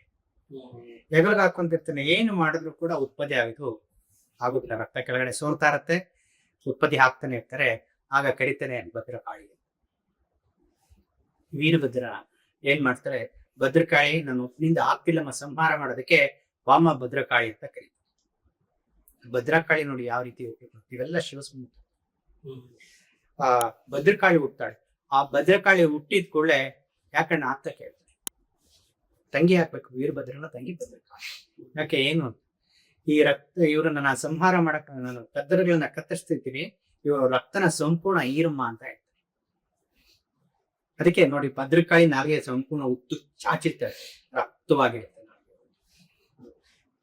ಆ ರಕ್ತ ಬಿದ್ದಿರ್ತಕ್ಕಂಥ ರಕ್ತವನ್ನೆಲ್ಲ ಸಂಪೂರ್ಣ ಸೇವನೆ ಮಾಡ್ತಿರ್ತಾರೆ. ಸೇವನೆ ಮಾಡಿ ಮಾಡಿ ಮಾಡಿ ರಾಕ್ಷಸಗಳನ್ನೆಲ್ಲ ಸಂಹಾರ ಮಾಡ್ತಾರೆ. ಆಗ ಆ ಬುಳ್ಳೆ ಏನಿರುತ್ತೋ ಅವನ್ನೆಲ್ಲ ಹಾಕೊಂಡು ಉಂಡಮಾಲಿಗೆ, ಅವಳು ಉಂಡಮಾಲಿಗೆ ಹಾಕ್ತಾರೆ. ಆವಾಗ ಭದ್ರಕಾಳಿ ವೀರಭದ್ರ ಶಿವನ ಸಂಭೂತಿಯಿಂದ ಹುಟ್ಟಿರ್ತಕ್ಕಂಥದ್ದು. ಇವೆಲ್ಲ ಇಲ್ಲಿ ಕೇಳಿದ್ರಿ, ನೀವು ಮಶಾಣ ರುದ್ರ ಅಂತಕ್ಕಂಥದ್ದು. ಅದಕ್ಕೆ ಅವತಾರಗಳಿಲ್ಲ, ಸೃಷ್ಟಿ ಮಾಡಿ ಬಿಡ್ತಾ ಇತ್ತು. ಈ ಸ್ಮಶಾನ ರುದ್ರನ ಬಗ್ಗೆ ನಾವು ಶಿವನ ಬಗ್ಗೆ ಮಾತಾಡ್ತಾ ಹೋದ್ರೆ ಒಂದು ದಿವಸ ಅಲ್ಲ, 2 ದಿವಸ ಅಲ್ಲ, ಎಷ್ಟೋ ದಿವಸಗಳು ಮಾತಾಡ್ತಾರೆ. ಎಷ್ಟೋ ವಿಚಾರಗಳಿದೆ. ಹಾಗಾಗಿ ಮಶಾಣ ರುದ್ರ ಸಾಧನೆಗಳು ಆ ರೀತಿ ಎಲ್ಲ ಕಠಿಣವಾಗಿರ್ತಕ್ಕಂಥ ಕ್ರಮ. ಈ ಮಶಾಣ ರುದ್ರ ಅಂತಕ್ಕಂಥದ್ದು ಮುಂದೆ ಯಾಕೆ ಬಂದು ಮಶಾಣ ರುದ್ರ ಅಂತಕ್ಕಂಥದ್ದು ಯಾಕೆ ಮಶಾಣ ಮುಂದಿನ ಸಂಚಿಕೆಯಲ್ಲಿ ಸಂಪೂರ್ಣ ಹೇಳೆಯಾಗಿ ಬಿಚ್ಚಿ ಹೇಳಕ್ಕೆ ನಾವು ಇಷ್ಟಪಡ್ತೀವಿ. ಈ ಸ್ಮಶಾನ ಒಂದು ಪೂಜೆಗಳು ಕಾರ್ಯ ಇದೆ. ಇವತ್ತು ಸ್ಮಶಾನ ರುದ್ರ ಅಂದಿದ ಕೂಡಲೇ ನಮ್ಗೆ ಅಗೋರಿ ನೆನಪು ಬರ್ತಾರೆ. ಸಂಪೂರ್ಣವಾಗಿ ಈ ಎಲ್ಲಾ ಮಾಹಿತಿಗಳು ಬೇಕಂತ ಹೇಳಿ ಶಿವನ ಬಗ್ಗೆ ಅಗೋರಿಗಳನ್ನ ಭೇಟಿ ಮಾಡ್ತಾರೆ ಅವ್ರು. ಯಾಕೆಂದ್ರೆ ಅಗೋರಿಗಳು ಶಿವನ್ ಬಾ ಅಂದ್ರೆ ಬರ್ತಾನೆ, ಅಷ್ಟು ಶಕ್ತಿ ಇದೆ ಅವ್ರಿಗೆ. ಶಿವನನ್ನ ಕರೆಸ್ಕೊಂತಾರ ಅವ್ರು. ಅವರಲ್ಲಿರ್ತ ಅಗೋರಿಗಳಲ್ಲಿರ್ತಕ್ಕಂಥ ಶಕ್ತಿ ಶಿವನನ್ನ ಕರೆಸ್ಕೊಂತಾರೆ. ಹಾಗಾಗಿ ಈ ಅಗೋರಿ ಧರ್ಮ ಅಂತಕ್ಕಂಥದ್ದು ಏನಿದೆಯೋ ಆ ರೀತಿ ಧರ್ಮವನ್ನ ಪೂಜೆಗಳನ್ನ ಪಾಲನೆ ಮಾಡ್ತಾರೆ ಸ್ಮಶಾನ. ಅದಕ್ಕೆ ನೋಡಿ ಅಗೋರಿಗಳು ಅಂತ ಹೇಳಿದ್ಮೇಲೆ ಅವರು ಶಿವನ ಅಲಂಕಾರ ಹೇಗಿರುತ್ತೋ ಅವರ ಅಲಂಕಾರನೂ ಆಗಿರುತ್ತೆ. ಮೈ ತುಂಬ ರುದ್ರಾಕ್ಷಿಗಳಿರುತ್ತೆ, ಭಸ್ಮಗಳನ್ನ ಧಾರಣೆ ಮಾಡ್ಕೊಂಡಿರ್ತಾರೆ. ಹಾಗಾಗಿ ಈ ಪೂಜೆ ಕ್ರಮಗಳು, ಅಗೋರಿ ಕ್ರಮಗಳು ಏನಿದೆಯೋ ಸ್ಮಶಾನ ರುದ್ರಗಳು ಅದೇ ಕ್ರಮ ಆಗಿದೆ. ನಾವು ನೋಡಿರೋ ಪ್ರಕಾರ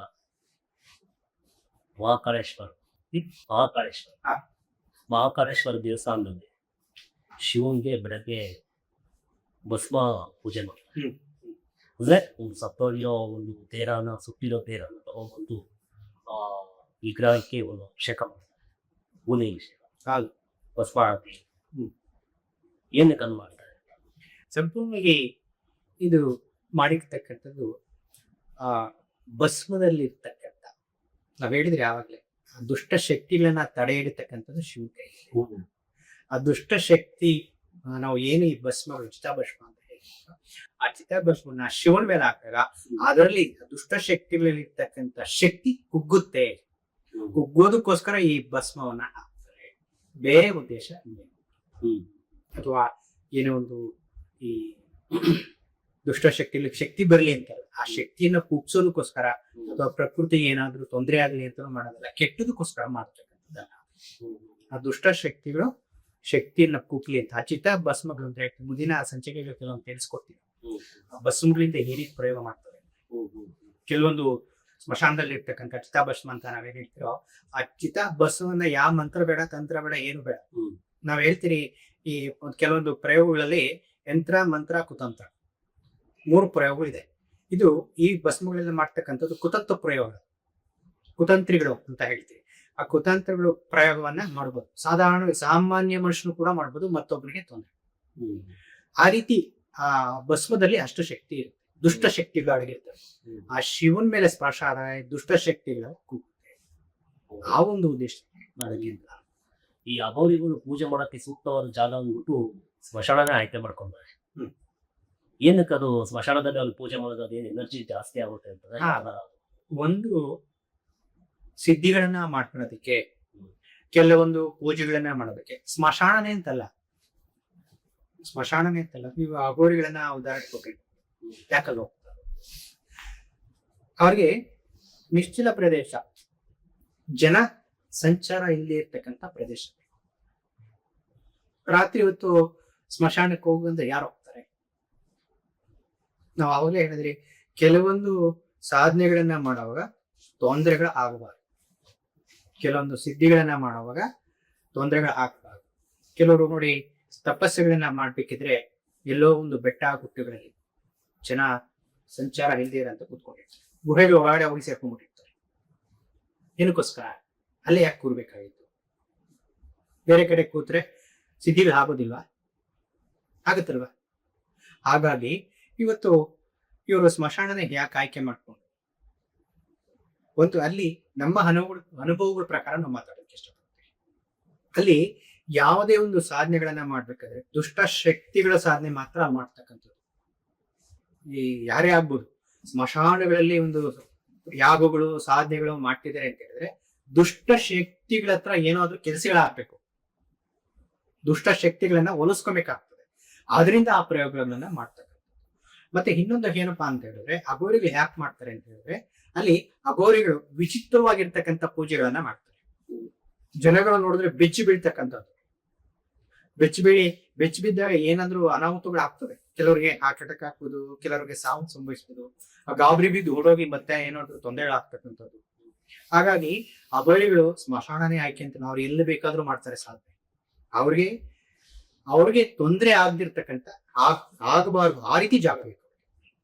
ಇವತ್ತು ನೀವು ಇಷ್ಟೊಂದು ಸರಾಗವಾಗಿ ಅದರಲ್ಲಿ ಒಂದು ಇನ್ವಾಲ್ವ್ ಆಗಿ ಮಾತಾಡ್ತಿದ್ವಿ. ಇವತ್ತು ಏನಾದ್ರೂ ಒಂದು ಶಬ್ದ ಆದ್ರೆ ನಮ್ ಗಮನ ಎಲ್ಲ ಹೋಗುತ್ತೆ, ಶಬ್ದದ ಕಡೆ ಹೋಗುತ್ತೆ. ಏನಿದು ಶಬ್ದ? ಆ ರೀತಿ ಶಬ್ದ ಹಾಕಬಾರ್ದು ಅವ್ರಿಗೆ, ಸಾಧುಕರಿಗೆ ಆಗ್ಬಾರ್ದು ಅಂತ ಹೇಳಿ ಸ್ಮಶಾನಗಳನ್ನ ಆಯ್ಕೆ ಮಾಡ್ಕೊಂತಾರೆ. ಇವತ್ತು ಹಿಮಾಲಯನ ಯಾಕೆ ಆಯ್ಕೆ ಮಾಡ್ಕೊಂತಿದ್ದಾರೆ? ಯಾಕೆ ಆಯ್ಕೆ ಮಾಡ್ಕೊಂತಿದ್ದಾರೆ? ಅಲ್ಲಿ ಹೋದ್ರೆ ಬರೀ ಹಿಮ ತುಂಬ್ಕೊಂಡಿರುತ್ತೆ. ಯಾವುದೇ ಒಂದು ಶಬ್ದ ಈ ರೀತಿ ಧ್ವನಿನೇ ಕೇಳಲ್ಲ ನಿಮ್ಗೆ. ಇವ್ರಿಗೆ ಅಲ್ಲಿ ಹೋಗಿದ್ರೆ ಅನುಭವ ಆಗುತ್ತೆ. ನೀವು ಎಷ್ಟು ಜೋರಾಗಿ ಕಿಚ್ಚಿ ಅಲ್ಲಿ ಹೋಗಿ, ಜೋರಾಗಿ ಕಿಚ್ಚುದು ಕೂಡ ಶಬ್ದ ನಾವು ಕಿಚ್ಚುದಷ್ಟು ಮುಂದೆ ಹೋಗಲ್ಲ, ಹಿಡಿಯುತ್ತೆ. ಆ ರೀತಿ ವಾತಾವರಣದಲ್ಲಿ ಸಾಧಕರು ಶಬ್ದ ಇಲ್ಲದೆ ಇರತಕ್ಕಂತ ಜಾಗಗಳಲ್ಲಿ ಸಾಧನೆ ಮಾಡೋದಕ್ಕೆ ಸ್ಟಾರ್ಟ್ ಮಾಡ್ತಾರೆ. ಹಾಗಾಗಿ ಸ್ಮಶಾನನೇ ಅಂತಲ್ಲ, ಯಾವುದೇ ಮನೇನೆ ಅಂತಲ್ಲ, ಅವ್ರಿಗೆ ತೊಂದರೆ ಆಗದೆ ಇರತಕ್ಕಂಥ ಜಾಗ ಬೇಕಷ್ಟು ಸಾಧಕರಿಗೆ. ಕೆಲವೊಂದು ದುಷ್ಟ ಶಕ್ತಿಗಳನ್ನ ವಶೀಕರಣ ಮಾಡ್ಕೊಳೋದಕ್ಕೆ, ಕೈವಶ ಮಾಡ್ಕೊಳೋದಕ್ಕೆ ಸ್ಮಶಾನದಲ್ಲಿ ಪ್ರಯೋಗ ಮಾಡ್ತಕ್ಕಂಥದ್ದು ಹಿಡಿತ. ಈ ಸ್ಮಶಾನಕ್ಕೂ ಮುಂದೆ ಮನೆಗಳಿರ್ತಲ್ಲ, ಖಂಡಿತ ಸ್ಮಶಾನಕ್ಕೂ ಮನೆಗೂ ಸಂಬಂಧ ಇಲ್ಲ. ಸ್ಮಶಾನದ ಪಕ್ಕ ಮನೆ ಇದ್ರೆ ತೊಂದ್ರೆ ಇಲ್ಲ. ಇವತ್ತು ನೀವು ನಮ್ಮ ಮನೆ ಕೂಡ ಸ್ಮಶಾನ ಪಕ್ಕದಲ್ಲೇ ಇದೆ, ನಾವು ಚೂಡಿದ್ವಿ. ಅವ್ರು ಹೇಳ್ತಾರೆ ನಮ್ದೊಂದು ಸ್ಮಶಾನ ಆಯ್ತಲ್ಲ, ಇಲ್ಲಿ ಏನಾಯ್ತು?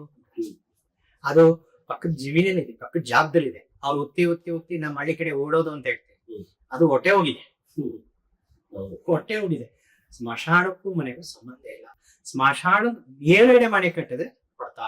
ಅದರಲ್ಲೇ ಕೆಲವೊಂದು ಎಷ್ಟೋ ಸ್ಮಶಾನಗಳು ಮುಚ್ಚಿಬಿಟ್ಟು ಅದ್ರ ಮೇಲೆ ಈಗ ಅಪಾರ್ಟ್ಮೆಂಟ್ಗಳು ಬಿಲ್ಡಿಂಗ್ಗಳು ಎಲ್ಲ ಕಟ್ತಾ ಇದ್ದಲ್ಲ. ಆದ್ರೆ ಅದು ನೆಗೆಟಿವ್ ಎನರ್ಜಿ ಆಗುತ್ತಾ ಇಲ್ಲ ಅವ್ರಿಗೇನೋ ಇಲ್ಲ. ಖಂಡಿತ ಆ ತರ ಕೇಸುಗಳು ನಾವು ಹೇಳ್ತೀವಿ. ಹೌದು. ನಮ್ಮ ಅನುಭವದಲ್ಲಿ ಇದೆ. ಹೌದು. ಕೆಲವೊಂದು ವಿಚಿತ್ರವಾಗಿರ್ತಕ್ಕಂಥದ್ದು, ಒಂದು ಭಯಂಕರವಾಗಿರ್ತಕ್ಕಂಥದ್ದು ಕೂಡ ನಡೆದಿದೆ.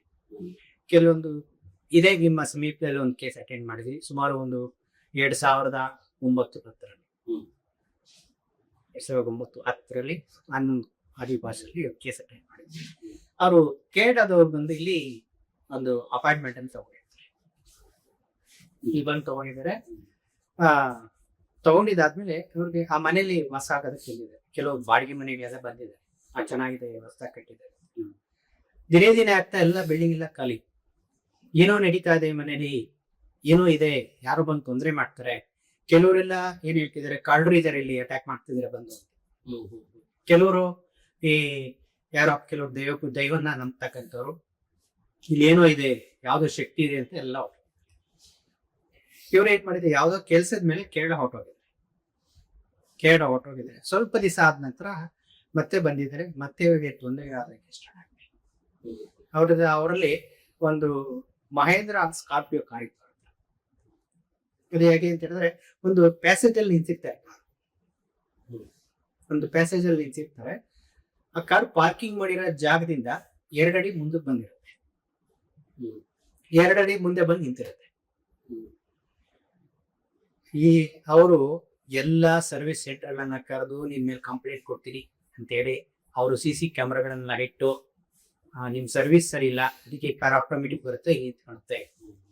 ಇದು ಕೇಳಕ್ಕೆ ಏನೋ ಆಸೆ ತರ ಇರ್ಬೋದು, ಏನೋ ಕಟ್ಟಕಟ್ಟಿಗೆ ತರ ಇರ್ಬೋದು, ನಿಜವಾಗ್ಲೂ ನೆಟ್ಟಿರ್ತಕ್ಕಂಥ ನಮ್ಮ ಅನುಭವ. ಬರ್ದ ನಿಂತ್ಕೊಳುತ್ತೆ. ಅಲ್ಲಿರೋ ಕಾರ್ ಮುಂದಕ್ಕೆ ಯಾಕೆ ಬರುತ್ತೆ? ಹ್ಯಾಂಡ್ ಬ್ರೇಕ್ ಹಾಕಿದ್ದಾರೆ, ಗಾಡಿ ಕೀ ಇಲ್ಲ, ಬಂದ್ ನಿಂತಿರುತ್ತೆ. ಮತ್ತೆ ಬಿಡು, ಏನೋ ಟೆಕ್ನಾಲಜಿ ಪ್ರಾಬ್ಲಮ್ ಅಂತ ಅವರು ಸ್ವಲ್ಪ ಓದಿರ್ತಕ್ಕಂಥ ವ್ಯಕ್ತಿ ಇದನ್ನೆಲ್ಲ ನಂಬಲ್ಲ. ನೋಡಿ ಇದು ಚೇಷ್ಟೆಗಳು ಜಾಸ್ತಿ ಆಗಿದೆ. ಅದು ಸ್ಮಶಾನವನ್ನ ಧ್ವಂಸ ಮಾಡಿ ಅದ್ರ ಮೇಲೆ ಮನೆಗಳನ್ನ ಕಟ್ಟಿರೋದು ಈ ಬಿಲ್ಡರ್ಸ್ ಕಟ್ಬಿಟ್ಟಿದ್ದಾರೆ ದುಡ್ಡು ಆಸೆಗೋಸ್ಕರ. ಪ್ರತಿಯೊಂದು ಅವರು CC ಕ್ಯಾಮ್ರಾ ಅಳವಡಿಸ್ ಮೇಲೆ ಗೊತ್ತಾಗಿದೆ, ಆ ಕಾರ್ ಮೇಲೆ ಬಂದು ಆತ್ಮಗಳು ಡ್ಯಾನ್ಸ್ ಮಾಡ್ತಿದೆ. ಬಂದು ನಾವು ಈ ನಮಗ್ ನೋಡಿದ ಕೂಡಲೇ ಯೋಚನೆ ಮಾಡ್ತೀರಿ ಇದು ನಾವು ಲಾಸ್ಟ್ ಮೂಮೆಂಟ್ ಅಲ್ಲಿ ಹೋಗಿದ್ ನಾವು ಕೇಸ್ ಅಟೆಂಡ್ ಮಾಡಿ. ಅವರು ಕೊನೆ ಪ್ರಯತ್ನ ಎಲ್ಲಾರು ನೋಡಿದ್ದಾಯ್ತು, ಇವ್ರು ನೋಡ್ಬಿಡೋಣ, ಕೊನೆ ಪ್ರಯತ್ನ ಇಲ್ಲ ಅಂದ್ರೆ ಆ ಬಿಲ್ಡಿಂಗ್ ಸವಾಸನೆ ಬೇಡ, ಹೊಟ್ಟೋಗೋಣ ಅಂತ ಮಾಡ್ಕೊಂಡು ಎಲ್ಲಾ ಕಡೆ ಸುತ್ತೋಡ್ಕೊಂಡು ಬಂದಿದ್ದಾರೆ. ಆ ಚೇಷ್ಟೆ ಏನು ಮಾಡಿದ್ರು ಕಂಡಿಡಿಯಕ್ ಆಗ್ಲಿಲ್ಲ. ಇದೇ ರೀತಿ ಸಮಸ್ಯೆ ಆಗಿದೆ ಅಂತ ಎಲ್ಲ ಮುಚ್ಚಿಟ್ಬಿಟ್ಟಿದ್ದಾರೆ. ಸ್ಮಶಾನ ಇದೆ ಅಂತ ಅವನಿಗೂ ಗೊತ್ತಿಲ್ಲ. ಈ ನಮ್ಮ ಯಾವ್ದೋ ಕಾಮಗಾರಿ ಮಾಡಿದ್ರು ಅವ್ರಿಗೂ ಕೂಡ ಹೇಳಿಲ್ಲ ಈ ರೀತಿ ಆಗಿದೆ ಅಂತ.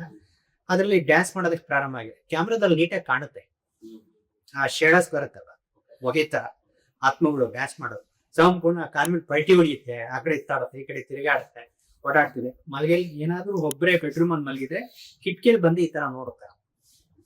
ನಾವು ಮಲಗಿದ್ವಿ ಒಂದ್ಸಲಿ ನಮ್ ಶಿಷ್ಯನ ಕರ್ಕೊಂಡು ಏನ್ ನೋಡೋಣ, ಯಾಕಂದ್ರೆ ನಮ್ಗೆ ಹೊಸ್ಕಲ್ಕೆ ಅವೆಲ್ಲ ಹೊಸ್ದಾಗ್ ಕಲ್ತಿರೋದಲ್ವಾ. ಯಾರಿಗಾದ್ರೂ ಹೊಸದಾಗಿ ಟ್ರೈನಿಂಗ್ ಕೊಟ್ರೆ ಈ ಊರ್ ಹೋಗ್ತಾರೆ ನೋಡಿ. ಈ ಹೊಸದಾಗಿ ನೀವು ಕಾರ್ ಕಲ್ತಿರೋರ್ಗೆ ಏನಾದ್ರು ಕೊಟ್ರೆ ಎಷ್ಟು ಜೋರ ಹೋಗುತ್ತೆ ನೋಡೋಣ ಅಂತ, ಅದನ್ನ ಜೋರ ಹೋಗ್ತಾರೆ, ಎಷ್ಟು ಹೋಗುತ್ತೆ ನೋಡೋಣ ಅಂತ. ಆದ್ರೆ ಅನುಭವಿಗಳಾದ್ರೆ ಬೇಡಪ್ಪ ನೋಡ್ಕೊಂಡು ಕೈ ಇಡೋ ಅಂತ. ನಮ್ಗೆ ಹೊಸ್ಕಲ್ಕೆ ಆಗಿರೋದ್ರಿಂದ ನೋಡೇ ಬಿಡೋ ನಡಿ ಕೇಸ್ ಮಾಡಬೇಕು ಅನ್ಕೊಂಡು ಆ ಮನೇಲಿ ಹೋಗಿ ಮಲ್ಕೊಂಡ್ವಿ. ಯಾವ್ದೇ ಒಂದು ನಾವು ಮಾಲೆಗಳಾಗ್ಬೋದು ಅಥವಾ ನಮ್ಮ ಚೌಕಟ್ಟಲ್ಲಿ ಏನ್ ಬಂದೋಬಸ್ತ್ ಇರುತ್ತೋ ಅದ್ ಮಾಡಿಲ್ಲ. ಅಲ್ಲಿ ಹೋದಾಗ ಮಲಗಿದಾಗ ನಮ್ ಶಿಷ್ಯನಿಗೆ ಫಸ್ಟ್ ಹಿಂಗ್ ನೋಡಿದೆ, ಯಾರೋ ಒಬ್ರು ನೋಡುತ್ತಾರ. ನಾವೇನಾದ್ರು ಈ ಕೂಲಿಂಗ್ ಪೇಪರ್ ಹಾಕೊಂಡು ಗ್ಲಾಸಲ್ಲಿ ಕಾರಲ್ಲಿ ಯಾವ ರೀತಿ ಇಣುಕ್ ನೋಡ್ತಿರಲ್ಲ, ಈ ರೀತಿ ಇಣುಕು ನೋಡೋ ತರ ಅನುಭವ ಆಗಿದೆ. ನೀವು ನಮ್ಮನ್ನ ಈ ರೀತಿ ಕೈ ತಟ್ಟಿ, ನಾವು ಮಂಚದ ಮೇಲ್ಗಡೆ ಮಲಗಿದ್ವಿ, ಅವನು ಕೆಳಗಡೆ ಮಲಗಿದ್ವಿ ನಿಲ್ದಲ್ಲಿ, ಈ ರೀತಿ ಕೈ ಹಿಂಗಂದ. ನಾವು ಯಾಕೆ ಅವನ ಹೆಸರು ಹೇಳಕ್ ಇಷ್ಟಪಡಲ್ಲ, ಯಾಕೆ ಏನೋ ನಮ್ಮನ್ನು ಗಮನಿಸ್ತಾ ಇದ್ದಾಗ ಅದು ಗಮನಿಸಕ್ಕೆಲ್ಲ ಬಂದಿರೋದು, ನಾವು ಗಮನಿಸಕ್ ಬಂದಿರೋದು ಮಲ್ಕೊನಿ ಸುಮ್ಮನೆ. ಅವ್ನು ಮಲ್ಕೊಟ್ಟ, ನಾನು ಸ್ವಲ್ಪ ಗೊರಕೆ ಹೊಡಿತಾನೆ, ಸ್ವಲ್ಪ ದಪ್ಪ ಆಯ್ತಾ, ಗೊರಕೆ ಹೊಡಿತಾ ಇದ್ದ, ಶಬ್ದ ಆಗ್ಲಿ ಮೇಲೆ ಗೊರಕೆ ಹೊಡಿತಾನೆ. ನಮ್ಗೆ ಯಾವ ರೀತಿ ಅನುಭವ ಆಯ್ತು ಅಂತ ಹೇಳಿದ್ರೆ ಕಿಟಕಿನ ಈ ರೀತಿ ಪರ್ಚ ತರ ಒಂದು ನಾಯಿ ಏನಾದ್ರೂ ಒಂದು ಪರ್ಚುತ್ತಲ್ಲ ಆ ರೀತಿ ಪರ್ಚ ತರ ಶಬ್ದ ಆಗ್ತದೆ. ನಾವೇನು ಪ್ರಾಣಿಗಳು ಬಿಡೋ ಬೆಕ್ಕೆ ಆದ್ರೂ ಇರುತ್ತೆ ಅಂತ ಸುಮ್ಮನೆ ಮಾಡ್ತೀವಿ. ಮತ್ತೆ ಈ ರೀತಿ ಶಬ್ದ ಮಾಡ್ಬಿಟ್ಟು ನಮ್ಮನ್ನ ಡೈರೆಕ್ಟ್ ಆಗಿ ಗುರು ಕುಟ್ಕೊಂಡು ನೋಡೋ ತರ ಆಯ್ತು. ಬೆಚ್ಚ ಬಿದ್ದಿದ್ರಿ ಎದ್ ಕೂಡಲೇ ಸಮಯ ಉಂಟು 2 ಗಂಟೆ 2:30 ಆಗಿರ್ಬೋದು. ಎಬ್ಬಿಸ್ಬಿಟ್ಟು ಎದ್ದೇಳಪ್ಪ ಹೋಗೋಣ ಕಲಿ ಮಾಡುತ್ತೆ. ಅದೇ ರಾತ್ರಿ ನಮ್ದು ಒಂದು ಕಾರಿತ್ತು ಮಾರ್ತಿವೆ ಅಂದ್ರೆ ಸ್ಟಾರ್ಟ್ ಮಾಡ್ಕೊಂಡು ಕಾರು ಬಾಪ ಹೋಗೋಣ ವಾಪಸ್ ಬಂದ್ಮೇಲೆ ಮತ್ತೆ ಅದನ್ನ ನಾವು ಪರೀಕ್ಷೆ ಮಾಡ್ಬೇಕು. ಏನಾಗಿದೆ ಆತ್ಮನ ಅಥವಾ ಯಾರಾದ್ರೂ ಈ ಭಯ ಪಡಿಸ್ತಿದ್ದಾರ? ಎಲ್ಲಾ CC ಕ್ಯಾಮೆರಾಗಳನ್ನು ಚೆಕ್ ಮಾಡಿ ನೋಡಿದ್ರೆ ಹೇಳಿ ಆ ರೀತಿ ಮನೆಯಲ್ಲಿ ಅನುಭವಗಳು ನಡೀತಾನೆ ಇದೆ. ಆಗ ಕೆಲವೊಂದು ಪ್ರಶ್ನೆಗಳನ್ನ ಇಟ್ಟು ನಮ್ಮ ಗುರುಗಳನ್ನ ಸಂಪರ್ಕ ಮಾಡಿ ಈ ರೀತಿ ಒಂದು ಕೇಸ್ ಬಂದಿದೆ, ಇದನ್ನು ಯಾವ ರೀತಿ ನಾವು ಬಗೆಹರಿಸ್ಬೇಕು, ಏನ್ ಮಾಡ್ಬೇಕು. ಅವರು ಹಾಗೆ ಒಂದು ಧ್ಯಾನ ಮಾಡಿ ಹೇಳಿದ್ರು, ಸಂಪೂರ್ಣವಾಗಿ ಪ್ರೇತಾತ್ಮ ತುಂಬಿಕೊಂಡಿದ್ದಾರೆ ಮನೆಯಲ್ಲಿ. ಯಾರು ತೊಂದರೆ ಮಾಡ್ರೆ ಅದಕ್ಕೆ ಏನಾದರೂ ತೊಂದರೆಗಳು ಮಾಡಿದ್ರೆ ಉಳಿಯೋದು ಕಷ್ಟ. ಸಂಪೂರ್ಣ ಅಲ್ಲಿ ಕೆಲವೊಂದು ಎಲ್ಲಾ ಪ್ರೇತಾತ್ಮಗಳು ಇದೆ, ಒಂದಲ್ಲ ಎರಡಲ್ಲ, ಎಲ್ಲಾ ಪ್ರೇತಾತ್ಮಗಳಿದೆ. ಕೆಲವೊಂದು ವಿಧಾನ ಹೇಳ್ಕೊಟ್ರು ನಮ್ಗೆ ಅಂತ ನೀನು ಹೇಳೋದಕ್ಕೆ ಇಷ್ಟಪಡಲ್ಲ. ಆ ವಿಧಾನವನ್ನ ಹೇಳ್ಕೊಟ್ಟು ಆ ಪ್ರಯೋಗ ಮಾಡಿ ನೀನು ಹೋಗಿ ಗೊತ್ತಾಗುತ್ತೆ ನಿನಗೆ ಅಂತ ಹೇಳಿ ಆ ಪ್ರಯೋಗ ಮಾಡ್ತಾ ಮಾಡ್ತಾ ಮಾಡ್ತಾ ಮಾಡ್ತಾ ಅಷ್ಟು ತೆಂಗಿನಕಾಯಿಗಳನ್ನ ಇಟ್ಟು ಒಂದೊಂದೇ ನಾವು ಬಿಸಿಲಲ್ಲಿ ತೆಂಗಿನಕಾಯಿ ಇಟ್ಟರೆ ಹಿಂಗೆ ಕ್ರ್ಯಾಕ್ ಬರುತ್ತೆ, ಹೊಡ್ಕೊಳಕ್ ಆ ರೀತಿ ಹೊಡ್ಕೊಳಕ್ ಸ್ಟಾರ್ಟ್ ಆಯ್ತು. ಅದು ಹೊಡ್ಕೊಂಡಿದ್ ಕೂಡಲೇ ನಮ್ಗೆ ಎದೆಯಲ್ಲಿ ಹೊಡ್ಕೊಳಕ್ ಸ್ಟಾರ್ಟ್ ಆಯ್ತು. ನಮ್ ಗುರುಗಳು ಹೇಳಿದ್ರು, ನೀನ್ ಏನಾದ್ರೂ ಹಲ್ಲು ಹಾಕದ್ರೆ ನೀನ್ ಈಚೆ ಬರೋದ್ ಕಷ್ಟನೋ ಅಂತ ಹೇಳಿದ್ರು. ಅದು ಹೊಡ್ಕೊಳ್ಳೋದಕ್ಕೆ ಮೂಲೆಗಳಲ್ಲಿ ಇಟ್ಟಿರ್ತೀವಿ, ದಿಕ್ಪಾಲಕರನ್ನ ಕಟ್ಟಿ ಇಟ್ಟಿರ್ತೀವಿ. ಹೊಡ್ಕೊಳ್ಳೋದಕ್ಕೆ ಒಂದೊಂದೇ ಚಟ್ ಚಟ್ ಅಂತ ಸೌಂಡ್ ಬರೋಕ್ ಸ್ಟಾರ್ಟ್ ಆಯ್ತು. ಹೊಡ್ಕೊಂತ ತೆಂಗಿನಕಾಯಿಗಳು ನಮಗೂ ಎದೆ ಹೊಡ್ಕೊಳಕ್ ಸ್ಟಾರ್ಟ್ ಆಯ್ತು. ನಮ್ ಗುರುಗಳು ಹೇಳಿದ್ರು, ಇವತ್ತೇ ನನ್ನ ಆಯುಷ್ ಮುಗೀತು ಅನ್ಕೊಂಬೋಣ ಅಂತ ಮನ್ಸಲ್ಲಿ ಅನ್ಕೊಂಡು ಜೊತೆಲಿ ಬಂದಿರ್ತಕ್ಕಂಥ ಹುಡುಗರಿಗೆ ಹೇಳಿ ನಾನು ಮನ್ಸಲ್ಲಿ ಬಂತು, ಇವತ್ತೇ ನನ್ನ ಆಯುಷ್ ಮುಗೀತು, ಏನಾಗ್ ಸಾಯ್ತೀನೋ ಅಂತ ಗೊತ್ತಿಲ್ಲ, ಇದನ್ನ ಬೇರೆ ಎದುರಾಕೊಂಡ್ಬಿಟ್ಟಿದೀವಿ ಅನ್ಕೊಂಡು ಕೆಲವೊಂದು ಕಟ್ ಮಂತ್ರಗಳು ಬರುತ್ತೆ. ಕಟ್ ಮಂತ್ರಗಳೆಲ್ಲ ಹಾಕಿ ಅದನ್ನ ನಮ್ಗೆ ಎಷ್ಟು ಸಾಧ್ಯ ಆಗುತ್ತೋ ಅಷ್ಟೊಂದು ಕಟ್ಟಿದ್ವಿ. ಅಷ್ಟನ್ನ ಕಟ್ಬಿಟ್ಟು ಕೆಲವೊಂದು ಪ್ರಶ್ನೆಗಳು ಇಟ್ಟು ನೋಡಿದಾಗ ನಡಿ ಮಧ್ಯೆ ಹಾಲು ಅಂತ ಹೇಳ್ತೀವಿ, ನಾವು ನಡಿಮನೆ ಅಂತ ಹೇಳ್ತೀವಿ. ಆ ನಡಿಮನೆಯಲ್ಲಿ ಮಶಾಣ ಇದೆ, ನಡಿಮನೆ ಪ್ರಶ್ನೆ ಇಟ್ಟರೆ ಬರ್ತಿದೆ, ಅದ್ರ ಮೇಲೆನೆ ನಾವು ಮಂಡಲ ಹಾಕಿದ್ವಿ. ಅದನ್ನ ನಾವು ತೋಡ್ಲೇಬೇಕಾಗಿರತಕ್ಕಂಥ ಪರಿಸ್ಥಿತಿ ಬಂತು, ತೆಗಿಲೇಬೇಕು. ಹಾಗೆಲ್ಲ ಕೆಲವೊಂದು ವಿಧಾನಗಳೆಲ್ಲ ಮಾಡಿ ತೆಗೆದ್ಮೇಲೆ ಸಂಪೂರ್ಣ ಅಸ್ಥಿಪಂಜರ ಸಿಗ್ತದೆ. ಸಂಪೂರ್ಣ ಮನೆ ನಡೀಲಿಕ್ಕೆ ಅಸ್ಥಿಪಂಜರವನ್ನ ತೆಗೆದು ದಿಗ್ಬಂಧವನ್ನ ಹಾಕಿ ನಾವು ಇಷ್ಟು 5 ನಿಮಿಷಕ್ಕೆ ಮಾತಾಡಿದ ಇವತ್ತೆಲ್ಲ ಕೂತ್ಕೊಂಡು ಈ ಪ್ರಯೋಗ ಮಾಡ್ಬೇಕಂದ್ರೆ 4ರಿಂದ 5 ತಿಂಗಳ ಟೈಮ್ ನಮಗೂ ಆರೋಗ್ಯ ಕೆಡ್ತದೆ. ಸುಮಾರು ಎದುರಿಸ್ಬೇಕಾಗಿರ್ತಕ್ಕಂಥ ಸಂದರ್ಭಗಳು ಬಂತು. ಕಾರುಗಳು ಕೂಡ ಡ್ಯಾಮೇಜ್ ಆಗಕ್ಕೆ ಸ್ಟಾರ್ಟ್ ಆಯ್ತು. ಹಲವಾರು ಊಟ ಸೇರ್ತಿರ್ಲಿಲ್ಲ, ಮಲಗಡೆ ನಿದ್ದೆ ಬರ್ತಿರ್ಲಿಲ್ಲ, ಆರೋಗ್ಯ ಪರಿಸ್ಥಿತಿ ಎಲ್ರಿಗೂ ಏರುಗೇರಾಗಕ್ಕೆ ಸ್ಟಾರ್ಟ್ ಆಯ್ತು. ಅದಕ್ಕೂ ಕೂಡ ಬಿಟ್ಟಿಲ್ಲ, ನಾವ್ ಹೇಳಿದ್ರೆ ಅವಾಗ ವಸ್ಕಲ್ಕೆ ಮಾಡಲೇಬೇಕು ಅನ್ನೋ ಛಲ. ಹಾಗಾಗಿ ಆತರ ಒಂದು ಅನುಭವ ಸ್ಮಶಾನಗಳ ಮೇಲೆ ಮನೆ ಕಟ್ಟಿದ್ರೆ ಖಂಡಿತವಾಗಿ ಒಗ್ಸ್ಕೊಳ್ಳುತ್ತೆ. ಬಂಕೆ ಬೆಳೆದ ಪಕ್ಕದಲ್ಲಿ ಋಣ ಇರ್ಬೇಕು. ಋಣ ಇಲ್ಲ ಅಂತ ಹೇಳಿದ್ರೆ ನಮಗೆ ಟೆಸ್ಟ್ ಮಾಡ ಋಣ ಇದ್ರೆ ಖಂಡಿತವಾಗಿ ಒಗ್ಸ್ಕೊಳ್ಳುತ್ತೆ. ಗಾಳಿ ಶಕ್ತಿಯನ್ನು ತಪ್ಪಾಗಿ ಯೂಸ್ ಮಾಡ್ಕೊಂತಾರೆ, ಮಾಡ್ಕೊಂಡ್ರೆ ಯಾವ ತರ ಪರಿಣಾಮ ಆಗುತ್ತೆ? ಕಾಳಿ ಅಂತಕ್ಕಂಥವ್ರು ತುಂಬಾ ಸೌಮ್ಯ ಸ್ವಭಾವ, ತುಂಬಾ ಕ್ರೂರಿ ಸ್ವಭಾವ ಕಾಳಿ. ಯಾಕೆಂತ ಹೇಳಿದ್ರೆ ಪಾರ್ವತಿ ಸ್ವರೂಪ ಕಾಳಿ, ಮಹಾತಾಯಿ, ಪಾರ್ವತಿ ಸ್ವರೂಪ ಮಹಾತಾಯಿಯವರು. ಇವತ್ತು ನಾವು ತಾಯಿಯನ್ನ ದುರುಪಯೋಗ ಪಡಿಸ್ಕೊಂಡ್ರೆ ತಾಯಿ ಏನ್ ಮಾಡ್ತಾಳೆ, ಆ ರೀತಿ ಕಾಳಿ. ಇವತ್ತು ಕೆಲವರೆಲ್ಲ ನಾವು ಅನ್ಕೊಡ್ತೀವಿ ಕಾಳಿ ಸಾಧನೆ ಮಾಡಿದ್ದೀವಿ, ಕಾಳಿ ಸಾಧನೆ ಮಾಡಿ ಜನಗಳನ್ನ ಹಿಂಸಿಸ್ತಾ ಇದ್ದೀವಿ, ಜನಗಳನ್ನ ಎದುರಿಸ್ತಾ ಇದ್ದೀವಿ ಈ ಪ್ರಯೋಗ ಮಾಡಿ. ಈ ಕಾಳಿ ಪ್ರಯೋಗ ಮಾಡ್ತಾ ಮಾಡ್ತಾ ಅದೇನಾದ್ರೂ ಕಿಂಚಿತ್ ಏನಾದ್ರೂ ಎದುರು ಬಿದ್ರೆ ಅದರ ಕ್ರಮಗಳು ಏನಾದ್ರೂ ಏರುಪೇರಾದ್ರೆ ರಕ್ತಗಳು ಕಕ್ಕೊಂಡು ಸಾಯ್ತವೆ. ರಕ್ತ ಅಂದ್ರೆ ಕಕ್ಕೋದು ಅಂದ್ರೆ ವಾಮಿಟ್ ಮಾಡೋದು ಅಂತ ಹೇಳ್ತೀವಿ. ಆ ರೀತಿ ಕೆಲವರು ನೀವು ಕೇಳ್ಪಟ್ಟಿರ್ಬೋದು, ಏನೋ ಪ್ರಯೋಗ ಮಾಡಕ್ ಹೋಗಿ ರಕ್ತ ಗಡ್ಡೆಗಳು ಕಕ್ಕೊಂಡು ಸತ್ತೋಗಿದ್ವಿ ಯಾವ್ದೋ ಊರಲ್ಲಿ. ಇದು ಅದನ್ನ ಉದಾಹರಣೆ ಕೂಡ ಕೊಡ್ತೀವಿ. ಒಂದು ಗ್ರಾಮದಲ್ಲಿ ನಡೆದಿತ್ತು ಕಾಳಿ ಪ್ರಯೋಗ ಅಂತ ಕೇಳಿದ ಕೂಡಲೇ ನಮ್ಗೆ ಆ ಗ್ರಾಮ ನೆನಪು. ನಮ್ಮ ಸಂಬಂಧಿಕನೇ ಅವನು ಈ ರೀತಿ ಕಾಳಿ ಪ್ರಯೋಗ ಮಾಡ್ತಕ್ಕಂಥದ್ದು, ಅವನು ಮಾಟ ಮಂತ್ರ ಮಾಡೋದ್ರಲ್ಲಿ ಹಿಕ್ಕಿದ ಕೈ, ಮಾಂತ್ರಿಕ. ಅವನು ಕತ್ತೆ ಕಾಲುಗಳನ್ನ ಕಡಿತಾ ಇದ್ದ ಈ ದೇವಿಗೆ ಬಲಿ ಕೊಡೋದಕ್ಕೋಸ್ಕರ. ನಾವು ಕಾಳಿನ ದುರುಪಯೋಗ ಯಾವ ರೀತಿ ಪಡಿಸ್ಕೊಂಬಾರ್ದು ಅಂತಾನೆ ಹೇಳಕ್ ಇಷ್ಟಪಡ್ತೀವಿ. ಈ ಕಾಳಿನಿಂದ ಏನು ದುಷ್ಪರಿಣಾಮ ಬೀರುತ್ತೆ. ಅವನು ಪ್ರತಿ ತಿಂಗಳು ಸುಮಾರು ಅಮಾವಾಸ್ಯೆ ರಾತ್ರಿ ದಿವಸ ಕತ್ತೆ ಈ ಕಾಲುಗಳ ಪಾದಗಳನ್ನ ದೇವಿಗೆ ಆ ದೇವತೆಗೆ ಬಲಿ ಕೊಡ್ತಾನೆ, ಅವಳನ್ನ ವಶ ಮಾಡ್ಕೊಳ್ಳೋದಕ್ಕೋಸ್ಕರ. ಇನ್ನೊಂದ್ಸಲಿ ನೀವು ನಿಮ್ದೆಲ್ಲ ಒಪ್ಪಿಗೆ ಅಂತ ಹೇಳಿದ್ರೆ ಆ ಸ್ಥಳಕ್ಕೆಲ್ಲ ಕರ್ಕೊಂಡು ಹೋಗಿ ತೋರಿಸ್ತೀನಿ. ಅವನು ಬಿದ್ದಿರ್ತಕ್ಕಂಥ ಪುಷ್ಕರ್ಮಿ, ಅವನು ಪೂಜೆ ಮಾಡ್ತಿರ್ತಕ್ಕಂಥ ಸ್ಥಳಗಳು ಇದೆಲ್ಲ ತೋರಿಸೋದು ಎಲ್ಲ ಅವನು ಈ ಪ್ರಯೋಗವನ್ನ ಮಾಡಕ್ ಹೋಗಿ ಕಾಳಿನ ಉಳಿಸ್ಕೊಳಕ್ ಹೋಗಿ, ಅಂದ್ರೆ ದುರುಪಯೋಗ ಪಡಿಸ್ಕೊಳೋದಕ್ಕೆ, ಒಳ್ಳೆ ಕೆಲ್ಸಕ್ಕಲ್ಲ, ದುರುಪಯೋಗ ಪಡಿಸ್ಕೊಳೋದಕ್ಕೋಸ್ಕರ ಮಾಡಕ್ ಹೋಗಿ ಅವನ ಶಿಷ್ಯ, ಅವನಿಗೆ ಯಾರು ನಂಬೋದಿಲ್ಲ ಈ ಮಾತನ್ನ ಹೇಳಿದ್ರೆ, ಒಂದೊಂದಿಗೆ ಈಚೆ ಬಂದಿತ್ತು ನಾವು ಸ್ಥಳದಲ್ಲಿ ಬಿತ್ತಿ ಸತ್ತೋಗಿದ್ರು. ಅದನ್ನ ಯಾವುದೇ ಒಂದು ನ್ಯೂಸ್ ಚಾನೆಲ್ಗಳಲ್ಲಿ ಹಾಕೋದು ಅಥವಾ ಯಾವುದೇ ನ್ಯೂಸ್ ಪೇಪರ್ಗಳಲ್ಲಿ ಹಾಕೋದು ಪ್ರಚಾರ ಮಾಡಕ್ಕೆ ಆ ಗ್ರಾಮದವರು ಬಿಟ್ಟಿಲ್ಲ. ಗ್ರಾಮಕ್ಕೆ ಕೆಟ್ಟ ಹೆಸರು ಬರುತ್ತೆ, ಒಂದು ಹೆಣ್ಣು ಗಂಡುಗಳು ತಗೊಳೋದಕ್ಕೆ ತೊಂದರೆಗಳಾಗುತ್ತೆ, ಇವ್ರು ಮಾಡಿರ್ತಕ್ಕಂಥ ಕೆಟ್ಟ ಕೆಲಸಗಳಿಂದ ಭಯ ಪಡ್ತಾರೆ ಈ ಗ್ರಾಮಕ್ಕೆ ಬರೋದಕ್ಕೆ, ಗ್ರಾಮಕ್ಕೆ ಕೆಟ್ಟ ಹೆಸರು ಅಂತ ಹೇಳ್ಬಿಟ್ಟು ಅದನ್ನ ಕೆಲವೊಂದು ಮಾಧ್ಯಮಗಳಿಗೂ ಬಿಟ್ಟಿಲ್ಲ, ಬಾಯಿಂದ ಬಾಯಿ ಹಾಡೋದಕ್ಕೂ ಬಿಟ್ಟಿಲ್ಲ, ಅಲ್ಲೇ ಮುಚ್ಚ.